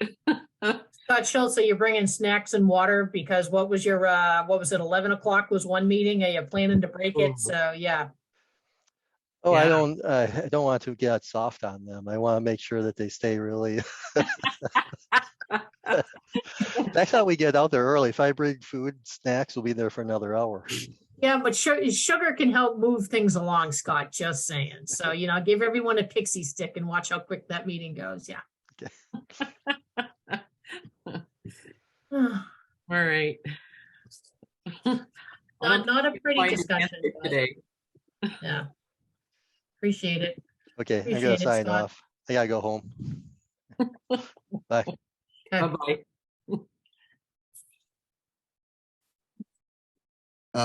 Are there non-school related stuff for the budget tonight, Kristen? Let me see. The folder had some yellow lines in it. Then yes, just pulling it up here. What did we have yellow lined here? So we had, at this point, there's a couple things we can do. Recreation came in with a supplemental funding request. It was either last week or the week before. They wanted to add $1,500 to do programming for summer camps. My problem is I just don't see with everything going on that we have it. I do understand they have a small revolving fund that's more geared towards programming. And I think that perhaps would be the best place to start. And it's kind of a seed funding, right? Because they're going to charge for the camps. So once they have that the first year, then they'll get the money back and they'll be able to pay the counselors. And it works like a revolving fund. But they have accounted, there is still a large increase and it is literally all in fixed costs, Goose Patrol, the lawn care. Yeah, they've really gone up. And in fact, the landscaping has gone up substantially. And it's to the point where I had advised Julie, she has to go back and get 3 quotes. It's well over $10,000 at this point that they came in at. So and that's where I think, even though they have a fund of like $9,000, I think they keep dipping into that to pay for poop patrol and everything else that they probably shouldn't pay for. So, they can speak better to it, but I think that people look at it and go, oh, well, you have money, fork it over. Well, they have money, but, they have to say, well, I need, it's like your rainy day fund. Oh, poop patrol came in, $4,000 over, bloop, instead of coming to the town. So Can you share your screen, the numbers for recreation? yes, I was just trying to make it bigger. Hold on, let me open I this. could have been, they're right there, but that's right. I have just up on my screen. Well, All right. There we go. Make it a little bit bigger here so you can actually read it.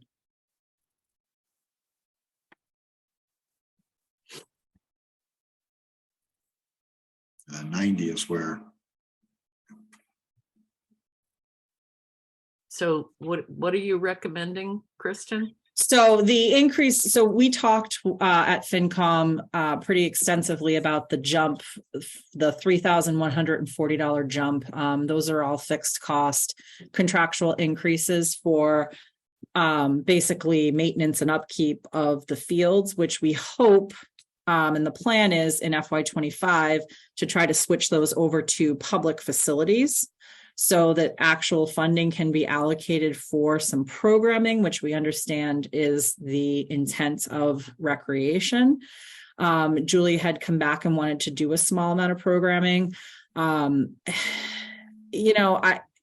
anything changes, I would want to put that one in. I just don't see it right now is my concern. And there's other supplemental funding requests we've had to say no to. So my recommendation was the $17,550, which covers for this year their contractual obligations. With the increase being 3,140. Correct. Okay. and including or not including their 1,500 for seed money. At this time, that does not include the 1,500. And what is in their revolving account? About 9,000, but I understand some of that is allocated to other sources. And I believe Bob Holmes is here too, if you had specific questions. Yeah, Well- I don't, I mean, the last time I looked, it was like 20,000 in the revolving account, so it's been a while. Well, and then that's exactly it. It's been 20,000 and it's been coming down year over year because of their additional costs that they have to pay that, next year will shift to the town. So I don't know. I mean, you all know my soapbox on this, that rec, has been not played nicely with when it comes to budgets, and they're trying to do betterment for the town by offering programs, whatever it is, programs for kids, programs for seniors. I don't know, they're always the one that seems to get their nose cut off to spite their face. Okay. I'm just trying to think what I could cut to. Right, so I know that they're gonna come up and they're gonna ask, and I don't want to say it, but I'm gonna say it because I say things. Is there anything that we can take out of ARPA to help them? Yes. Come on, Yes. especially if we're not going to use the 113 and change for the ambulance because the receipts are there. So that's now $113,000 back that's available in ARPA. So, you give them the money for the overage, you give them an extra 1,700. Isn't that We what don't get ARPA's that, for? we don't get that 113 back until it gets passed at town meeting. Right, no, but I'm saying that 113, we don't get it back per se. I know you can't give the money back to ARPA, but it's almost like a hand wash. We said, here, take the money out of ARPA, I but know, but then, that was what you and Scott really wanted to do at that time. Right. so- It's not that, because ARPA hasn't spent it yet. We don't have the bill for the ambulance. And Correct. so because, in other words, it will never have come from ARPA. If we pass it at town meeting, that 113 is in ARPA available to go to something else. But until it passes at town meeting on May 1st, that money is not available for us to allocate anywhere else. and I understand that. I can support recreation's numbers here.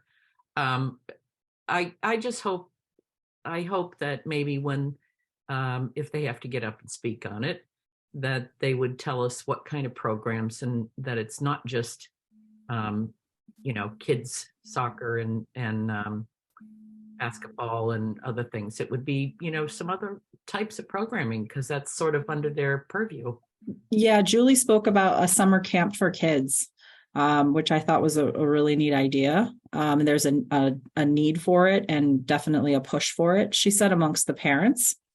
If you mean like an everyday type of program. I don't know exactly how it would shake out to be, but it would be like, a regular camp where they would do different activities, like I a day, think there like a was- day-long program. Okay, because I know there's been a soccer camp. I don't think that was an extreme amount of money. It's been there for many years, I believe. But it was maybe a week or two. Yeah, this was in addition to, this would be new. Okay. So Chris, supporting taking the 1,500 out or supporting putting it back? I think what Kristen has recommended. So taking it out. I guess so. You have it in ARPA. I will tell you, even if you keep in the ambulance money in ARPA, you do still have $447,953 you have not obligated yet. It's such a small amount of money. Oh, but then Right, so can we just take a Not- vote on this not a- budget and then get onto something? Because the 1,500 we'll take out of ARPA. We have we're talking about Right, recreation and I'll ARPA make in like the in 2 I'll minutes. make the motion to support the recreation expenses with the $1,500. Is that okay? That's awesome. And I will second it. Thank you. Thank you. Are we ready to vote? Hawkins, aye. Key-Fi. Stone Eye. All right. And then Assabet has put forth their assessment. My understanding was that it was the final one, but they've only I spoke to Lynn Ryan, they've only actually presented to one other community, and their PowerPoint is still being updated. And I learned that over the weekend. So I'd like to hold on Assabet at this time. And the last two are actually, I went back and looked at our insurance and how much we were spending this year, and we do have a 0% increase in workers' comp and property. So this is really razor thin, but this was to offset some of the other increases that we had. I do feel comfortable reducing workers' comp by 2,300 and reducing property liability by 2,343, and that does make everything balance. So I would make a motion to support line number 107 and 113. Peg's just playing follow the yellow line. Yeah, I'll second that. I think we're ready to vote. Hawkins, aye. Keefe, aye. Stone eye. And that's all I had for you on the budget. Great. We're very close. We'll figure out the blue and the yellow soon. Soon. Town meeting warrant. Okay, so this is an updated town meeting warrant based on your feedback that I received at the last meeting. The only question that I did have was on OPEB. I didn't know after you kind of heard, did you still want me to take it out? Because initially it said take it out, we weren't ready, and then you'd gotten some additional information, so I didn't know where you were at with that particular article. I followed your directions to take it out, but then I was kind of thinking about it over the weekend and I went. Well, you know, I was thinking about it too. And, we have very few employees now that we don't have Berlin Memorial teachers any longer. And all of the teachers from all 3 schools have retiree health insurance. And whether we put it off or not this year, I think it's something that we're going to have to face at some point. So I mean, one of their big drivers of one of their increases is the fact that insurance has gone up 10%, including for retiree health coverage. And so one of the reasons why one of the things that have added to their expenses, again, I don't know a school district or town that wouldn't get out of OPEB if they thought they could get out of it politically. Well, Because it ours is went an up 10% too without retirees. So Right. But if we had 5 more people in it, that would be 5 more people that went up 10% if they had 5, retirees in it. And so, I I mean, don't think to me, I haven't seen any funding come back to say how we're going to support this. Scott, I know you've had grave concerns about it. You've even used the term bankrupt, for that. So without that level of detail, I mean, they came back with one, to say, oh, we'll go from 25-75 to 50-50 on that and nothing else. To me, that is not enough. well, and I think the stuff that he's going back to get is some of the actuarial tables of what it looks like it's cost. I think once we have that, we're ready. And if, I don't think we're going to be ready for May. I don't want it on the May agenda, but I think, if the numbers come back and look sustainable, it's something that you pointed out, we have $700,000 in additional free cash sitting out there that could potentially be used for it in a fall town meeting if we decide to have one in the fall. we're going to wait at least another week or so, right, for Assabet. Can we just wait another week before we make a decision on that? I can't imagine we're going to have the actuarial tables back and be able to hash out all that in a week is where I'm at for that particular one. Well, I think that we really don't have to make a decision on that and Assabet at the moment because we aren't sending the warrant off to be printed. Right. I hope it gets sent off to be printed relatively soon. I mean, that we are, 7 weeks away from town meeting. And so we have to have something together for people. Otherwise they're getting this. My frustration is people always get it like 2 weeks before town meeting. That's not enough to really do a serious reflection and chats around town on it. And so the whole reason I wanted this separated from the town report is to get this out to people early. And we just seem to never be able to get this out to people early. It's a challenge. I mean, that's why I kind of would recommend doing a meeting in March. That would be helpful. The warrant deadline to mail is not later than April 12th. So, right, but that's, again, legally, I'm talking about ethically. I think we need to mail it before the 12th. Because if you mail it on the 12th, people are getting it 2 weeks before town meeting. And that is not enough time to expect people to have digested everything that is in this and ask their questions in a variety of different places.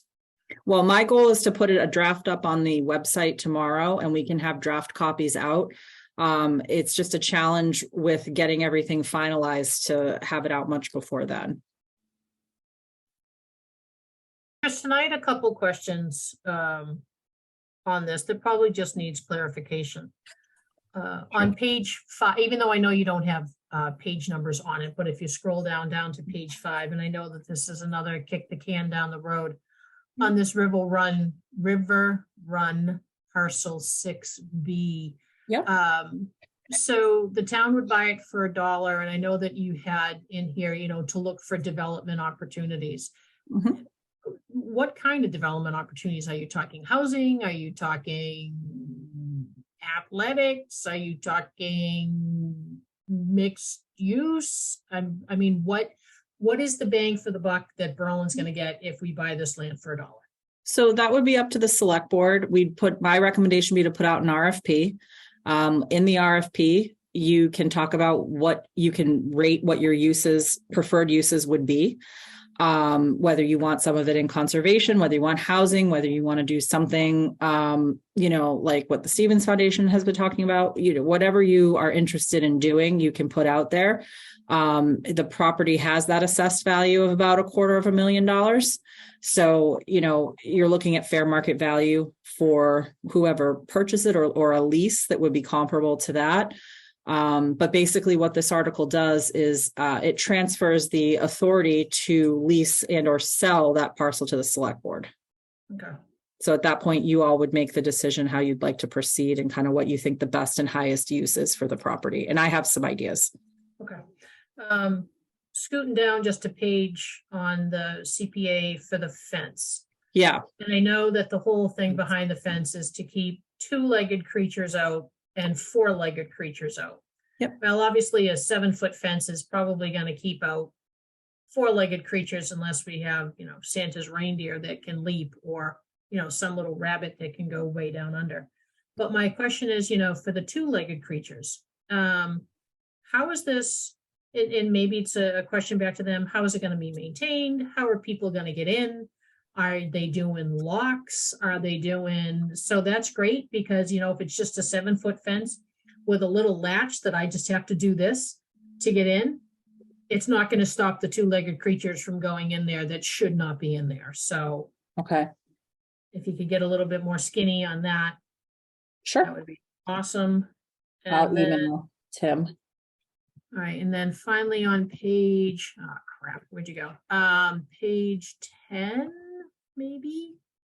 And Scooty, now that looks a little bit too fine, that there was one about the insurance restitution funds. That's just money, that's confirming that money just has to go back.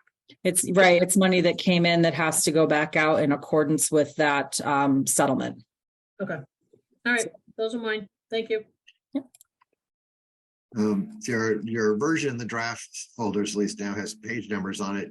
I think we're ready to add article numbers, even if some of them change if we add something back in or drop another one out. But Okay. it at least gives us, I think, a better, and especially if we're going to put it on a website with draft, allows people to talk about at least draft article 25 or 16 or, pick a number.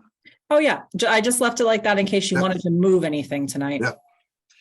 No, the order looks decent. And I did actually get that description. What was it? It was one thing I was waiting for. I got a little more information from historical Yep. on the Bullard House preservation restriction that I was waiting on. So I think we're in pretty good shape. Yeah, the capital plans and the operating budget are the two big things that are missing. Right. So the capital plan hasn't been finalized yet, nor has the budget been voted on. So that's why that's not in there yet. But yep, those are the big ones that need to go in.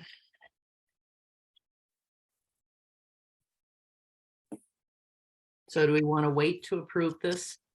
Well, this would go next, if you're okay with it, to KP to start working on the legal language. And then we would make sure we put in, obviously, the budgets, capital and Yeah. operating.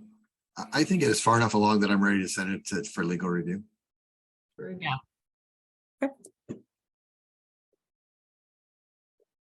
you need a formal vote on that or just our 3 nods to send to legal review? It's fine because we haven't. Good. That works for Yep. me. And if you're comfortable too, I will put article numbers on it and Yep. I've got draft all over it. I'd like to get it out for Yep. folks to start being able to take a look at it. Let's move on to new business. Okay. There's way more fun things in this part of the agenda than there's under old business tonight. True. Recreation courts. Okay. Construction funding discussion, the bids we got, If we could bring Julie and Bob Holmes forward, please. We had our bid opening last week for the rec court reconstruction, which is the pickleball, tennis, basketball courts. And we did receive one bid from Lazaro. I keep saying their name wrong. Lazaro Construction, reputable firm, in the amount of $176,000 and change. As I mentioned, the budget's $150. Had a great conversation, Bob and I, about how we could basically bridge that gap. And I would make an argument that it is a great opportunity to use ARPA funding. We've done it for a few other projects where they were just there and we had to push them across the finish line. So with that, I'll turn it over to Bob. He'd like to just brief you a little bit because it's been a while about what the project is all about and what the ask is. And Julie's here too. Thanks, Kristen. Hi, Select Board. Nice to see you all again. As Kristen mentioned, we've chatted before on other recreation projects, but if you don't remember, my name is Bob Holmes. I'm here representing Recreation. So back in 2021, we conceived the plan, or the Recreation Committee, I wasn't on it, conceived the plan to rehab the basketball and tennis courts at South Commons. The courts were built in the 70s. I don't have the exact date, but it's been some time. I would imagine they've provided lots and lots of hours of enjoyment to members of the community. But over time, their condition has really degraded. And as you may know, at this point, they're severely cracked and uneven and frankly dangerous even to be used for sporting. So we had launched a plan to rehab the courts in 2021, including new asphalt, coatings, fencing, basketball hoops, tennis nets, and of course the 4 pickleball courts that were mentioned. We took on the project just because we feel strongly that a really broad set of community members would enjoy using it. Pickleball happens to be America's fastest growing sport.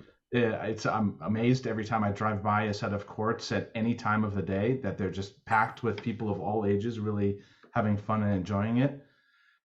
And so, we see opportunities for just informal use of these courts with friends and family members, but also we envision tournaments, basketball tournaments, pickleball tournaments that could evolve into fundraising events for the community. Having a really nice flat, hard surface that's not a parking lot has other benefits. We see it, being used. It could be used as a space to host a community yard sale, or I heard a scarecrow building event around the Halloween time, or similar things like that. A safe, flat, clean area would be really beneficial to the community, we think. And we think the townspeople really deserve to have, a modest but a safe and well-maintained space like this in our town, and not have to leave the town to go play a game of pickup tennis or basketball. So in 21, a budget of $150K was allocated and approved for the budget. And while a number of delays have took place and slowed progress, we did forge ahead, and with the help of a number of town officials, Kristen being one of them, we were able to mature the process to the point where we have bids. We have bid from Lazaro Paving, very very reputable company out of Shirley. That's ready to do the job for us to the tune of $176K. According to our schedule, the select board would be awarding the contract March 20th, I think is the date in our bid package. And work would start as soon as March 1st with the estimated completion date of June 30th. So it's been a long road, but we're on the 2-yard line here. And if things go well, we could potentially have people using this facility this summer. But as Krista mentioned, the bid came in at $176K, which is about 17% than the budget we have, leaving a funding gap of just over $26,000. That's bad news, but honestly, it's not terribly surprising, right? We've had pretty extreme inflation, record high construction costs. So that bump over a 2-year gap is not a huge surprise. So really, we'd like to request your consideration for using the funds from ARPA to help us bridge that gap, keep the project on our current schedule, and regift that facility back to the town this summer as soon as it can be done. With that, hope you all see the same value of that facility as we do, and happy to answer questions you might have. Peg or Chris, do you have questions? I'm No. I'm sold on the I guess, getting the pickleball courts. Of course, as Julie knows, I have a friend who's still hounding me day in, day out, practically. um, So, I'm as far as ARPA, I think it might be a good idea. yeah. I think so as well. I'm just wondering whether or not we want to do a vote of like 30,000 or up to 30,000. So if there's a small change request, that they're not coming back for a $500 or $1,000 change because they've discovered something. I think if something big happens, we still want to come back, but I think giving them 30,000 probably both makes this happen, so it's a summer use thing, and continues to support what will be a great asset for the community. That would be great. And I would be happy to design a Town of Berlin pickleball jersey if you'd like, and help coordinate that. Only if Peg gets the first one. Right. Oh, absolutely. You know what? Absolutely. I think this is a good opportunity for team building. We just pit department against department out there. Yeah, and we see who comes back. That would be hilarious. So if I get the second jersey, I'll make the motion to support $30,000 in the ARPA funds for the recreation department and the courts. I'll give you the first jersey and I'll second it. And just to be clear, that the jersey has to be worth less than $25 because we're not allowed as select board members to take gifts of more than $25, Right. according to Matt's ethical practices. That's right. But are we ready to vote then? Hawkins, aye. Keefe, aye. Stone Eye. There you go. So I Thank think you that means very, that very we'll, much. Thank do we you. actually have to wait to the 20th to award it? Or are we in a position where we could do an award vote? It's not on the agenda though. Sorry. Yeah, how do we word it on the agenda? A recreation courts reconstruction funding discussion and vote. Vote. I think that what you could do is you could award it to Lazaro, and it does say funding discussion and vote. You could award it to them, and what we could do is you could, the only thing is the contract you haven't seen yet, but it's going to be a standard contract. Right. I think, assuming the town administrator finds no faults with the contract, just, it saves Bob and Julie from having to come back next week for Yep. another discussion where there's only one bid. You said it's a reputable contractor. I think we could do a vote to award the bid. You'll have to tell us the name of the company. The one bid we have, yeah. Lazaro Paving. Lazaro Paving. So is that the motion, Scott? Sure, maybe I'm making a motion. I don't ever make motions. I'll make the motion. Well, either that or I'll say so moved. So I would just ask that the motion would be to award the bid and have the board execute the contract. Yep. That sounds like the motion I made. Are we ready to vote? Hawkins, aye. Keefe, aye. Stone, absolutely. See, we might have sped the project up a week. See? Thank you so much. We'll take Yes. it. Yes, And- great. Headbands too. You're getting headbands too. Less than $25. Oh, Yes, no. yes, yes. Oh, no. Mm-mm. I don't know your Peg. My hair does not look great with headbands, but I've known to wear them just because. I do rock the headband. Yes, yes, yes. Thank you. Thanks, Can I- Scott. Thanks, Julie. Before they run, can I yeah, also ask too, as came up in the budget, that 1,500, do we need to make a separate vote to have that come from ARPA, or are we covered with the vote that we made? How about we do an amendment that like whatever's left over of the 30,000 we gave them, they can use for programming.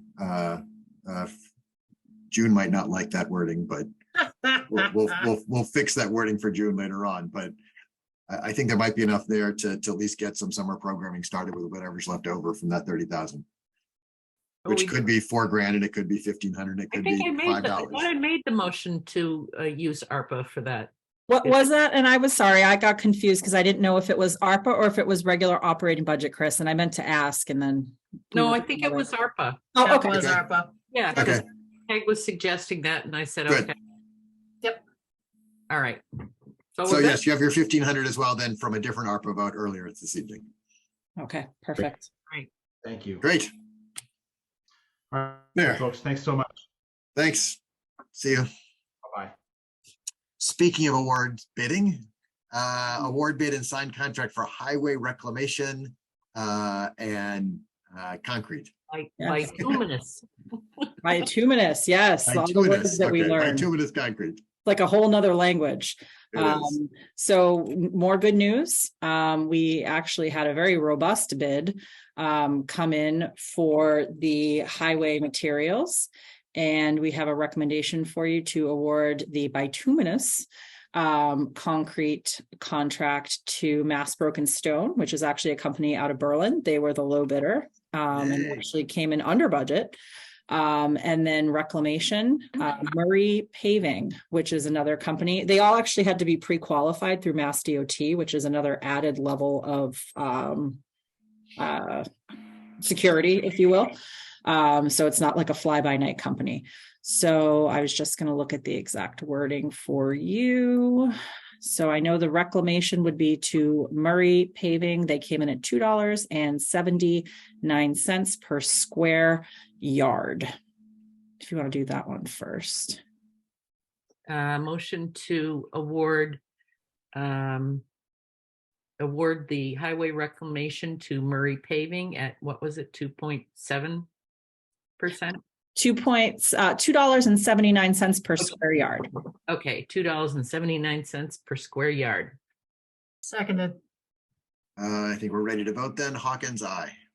Keefe, aye. Stone Eye.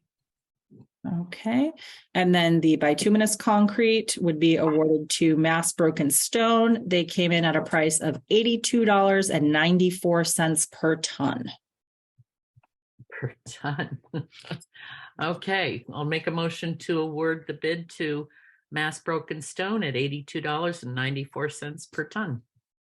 Seconded. I think we're ready to vote then. Hawkins, aye. Keefe, aye. Stone Eye. All right, and we had actually 8 firms bid. They almost all showed up in person here. It was a nice day to see the interest in our town. So Yeah. we were happy. Good. The next order of business is town administrator evaluation.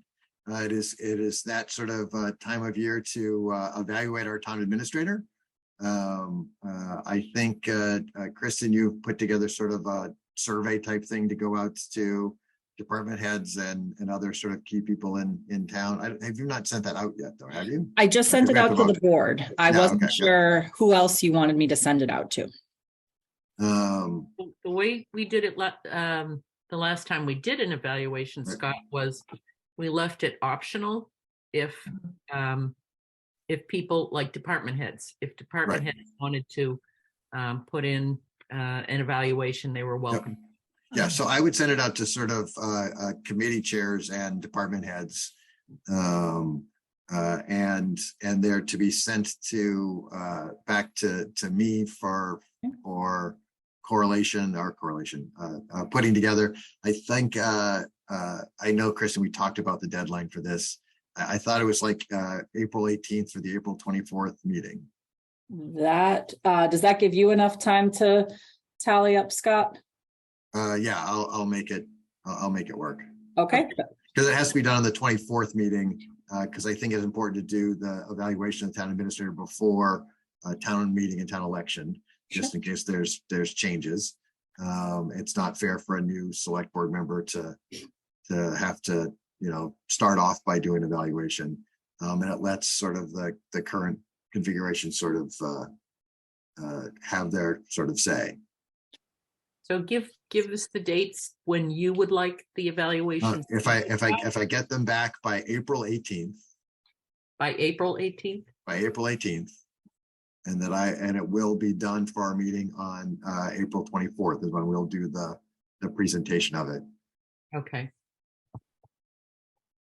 And I know we have coffee talk that week, right? Yep. Then we don't have a meeting, do we? No, it's the meeting. It's Patriots Day anyway.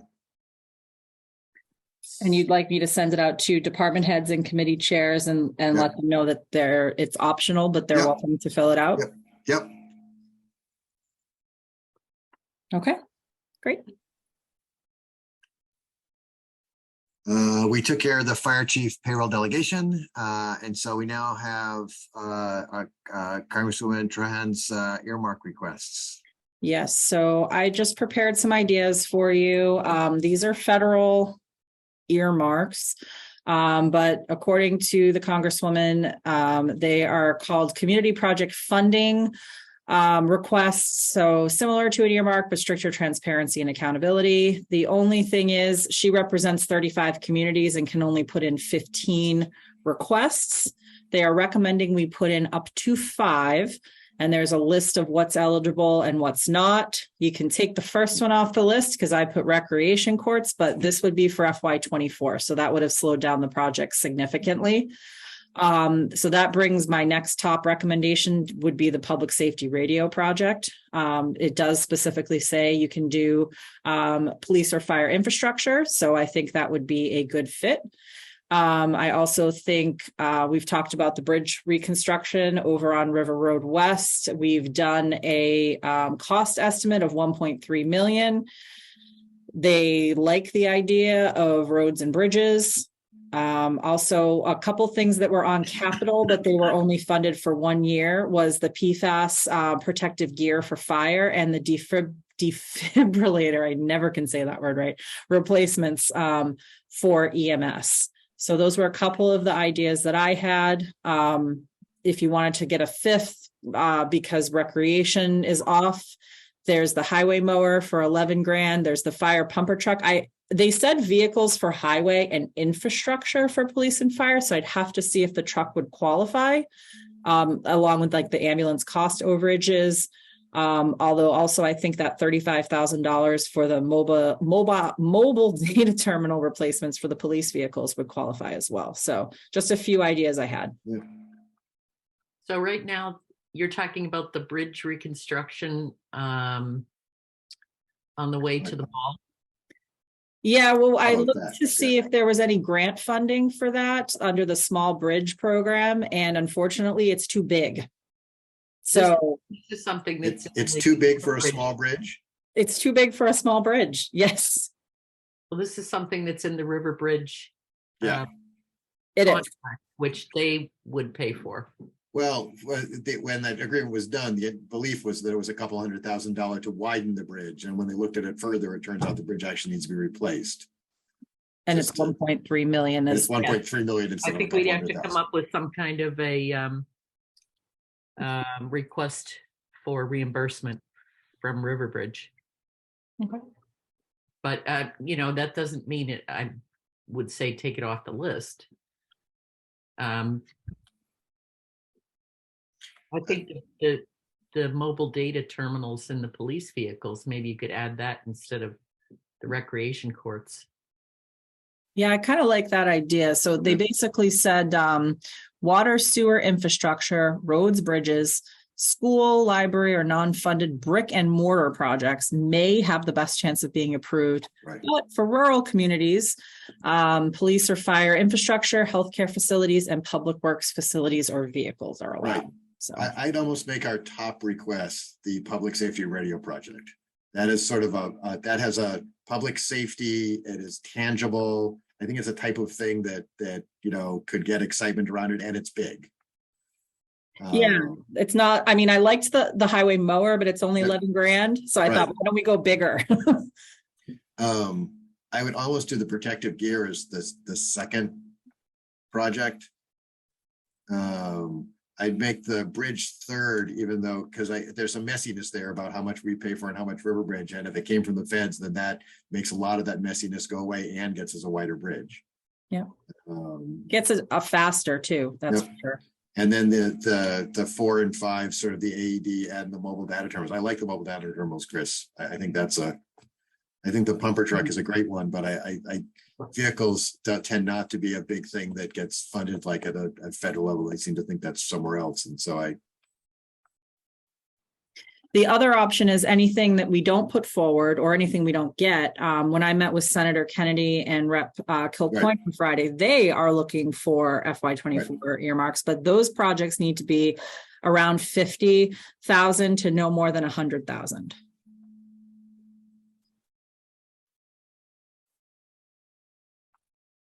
well, I'd almost give them the same list of all the ones that are below 50,000. Yep. Yeah. That's what I was And thinking. that if we happen to, if like the same project gets far in the path and both of them will pull it late. But I think the odds that we get almost anything is slim, and the odds that it happens to be the same project twice, I think is even slimmer. And so I think we take that chance. I agree. I think the odds of getting federal funding are very slim. Right. We have a much higher chance of getting something, I think, around 50K in a state earmark. Yep. Well, remember, we did get that vehicle. Did we not, to go get people in the woods? Yeah, Yeah. little ATV. Yep. Yeah, and you know what? You can't get anything if you don't ask. So never hurts. Yep. All right. Does that work for everybody? It does. Okay.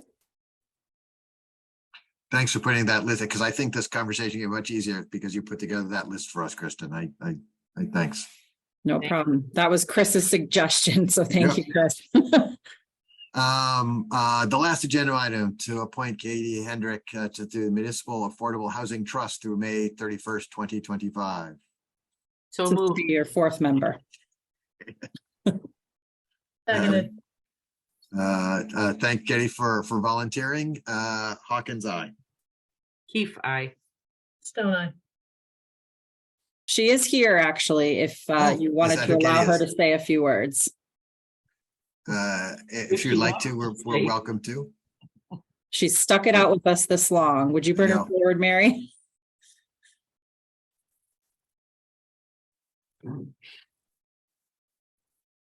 Nope. It could be she's sort of half listening off to the side too. Could be. We may have, maybe we put her to sleep. Well, I'm trying to Uh, grab her out of the audience and she's just, it's not, That's fine.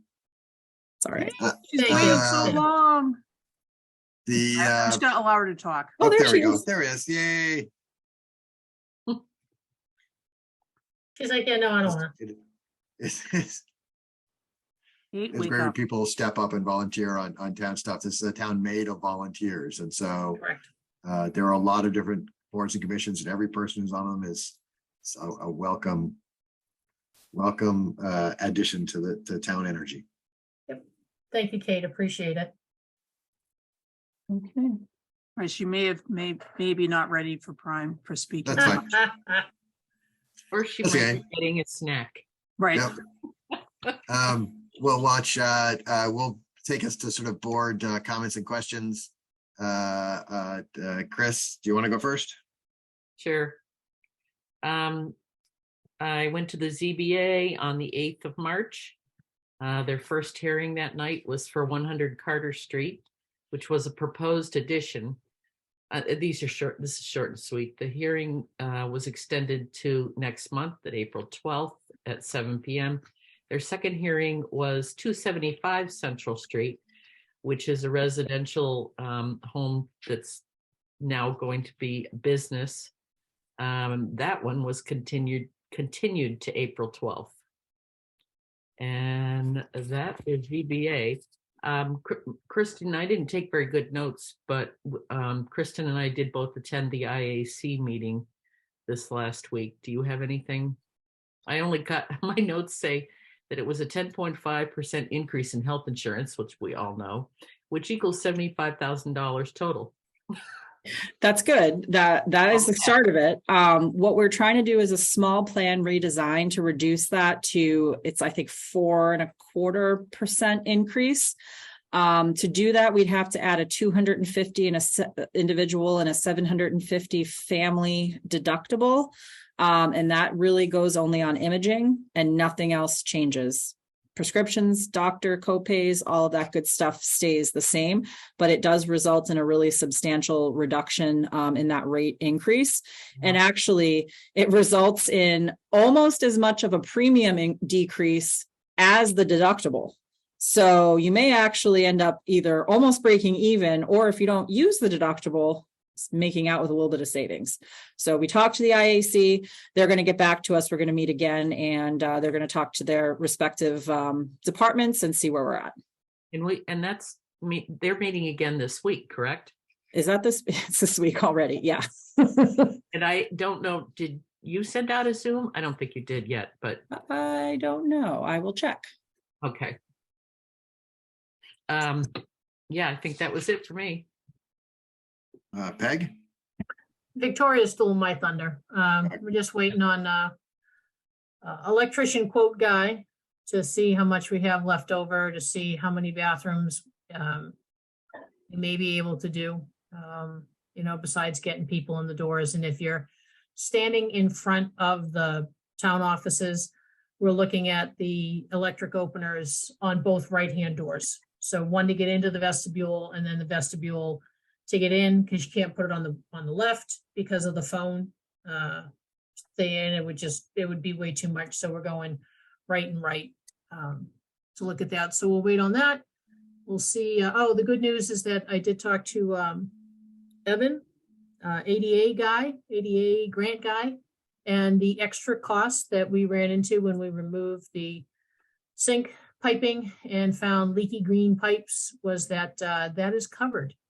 So it's nice. We'll be able to, yes, very nice. We'll be able to put that in budget and not to hit Fred's budget for that. So we'll just have to go back through his estimate and go ADA, yes, toilet, no, this, and then see what money is left over. But I, you know what, honestly, if we give like $2 back, I'll be surprised. We're going to be right up against the $8,000. So Kristen, as you said, it's very eye-opening to get involved with this. You think that 8,000 will carry you a long way, and then once you start adding stuff up, it doesn't. But you know what? Hey, we're making headway on that, and that's going to give us, when we do grant number 2 or grant number 3, we can say we covered boom, boom, boom, but because of costs, we can't. And one thing that Evan, ADA guy, did tell me was that we need to take photos of before and after.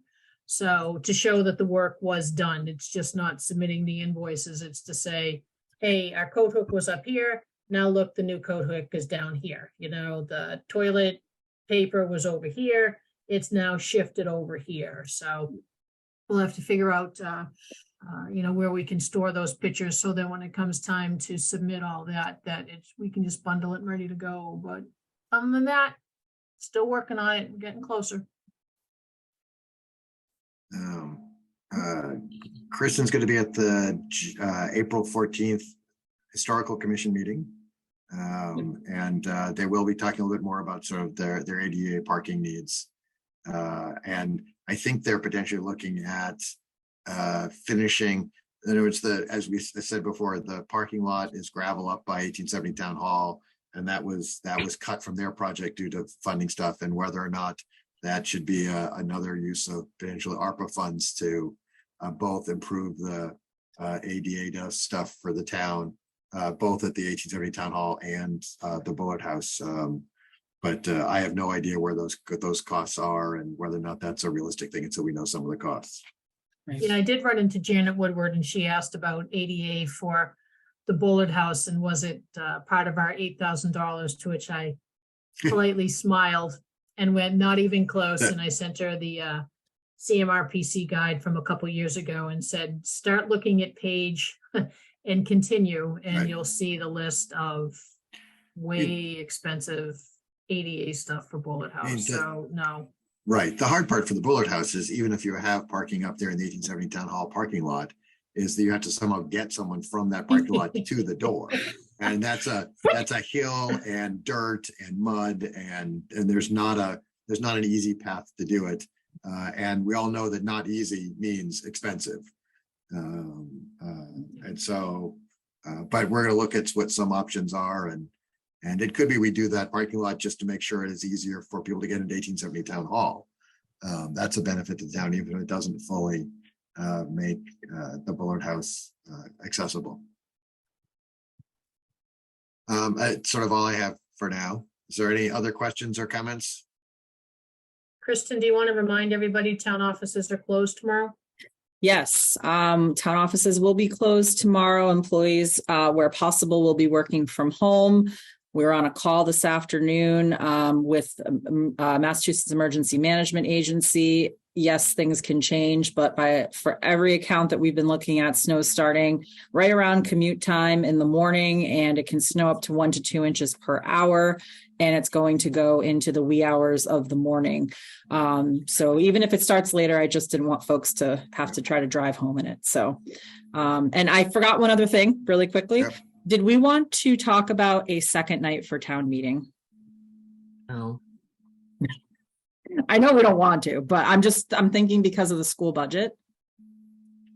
Can we, I don't know, can we Want to talk about it next time? Yeah, Yeah. because some of it's going to be how much we think there's going to be a fight on town budget. We end up with numbers we can agree across the board, and school budget's not going to be a big thing. Then the number of articles we have clearly doesn't justify formally scheduling a second night. Sure. I didn't know if we should keep one as a backup just in case. Well, and They it is can- always the they can case that if we, schedule. right, They at can- 11 o'clock, we're required to take a vote about whether or not we're going to finish or keep going or move to another night. And so even if a second night's not scheduled, we can move to a second night. Well, it'll probably Yeah. continue to the next night. Okay. And it perfect. happens. It has happened before. We sometimes, if we think there's a long agenda item, we can see ahead of time, there's no way it's gonna be done in one night. We can logically group things and prepare people for 2 nights, but we can still do one even if we don't schedule a second one. All right. Well, we will reserve the gym just in case. Yep. Because that could be problematic Yes. at the last minute. Yes, we should at least have the gym We reserved should- for 2 We nights. should reserve it. We usually do reserve it, I think, for 2 nights. Perfect. Okay. And we should be making sure we have childcare. Oh, yeah. I think the parents are getting together to doing that. I don't know. that Link we is put the already parent advertised on together. Facebook that they're going to provide Okay. babysitting. Okay. Great. Okay, Oh. Motion to adjourn? Seconded, I think we're ready to vote. Hawkins, aye. Key fi. Stone Eye.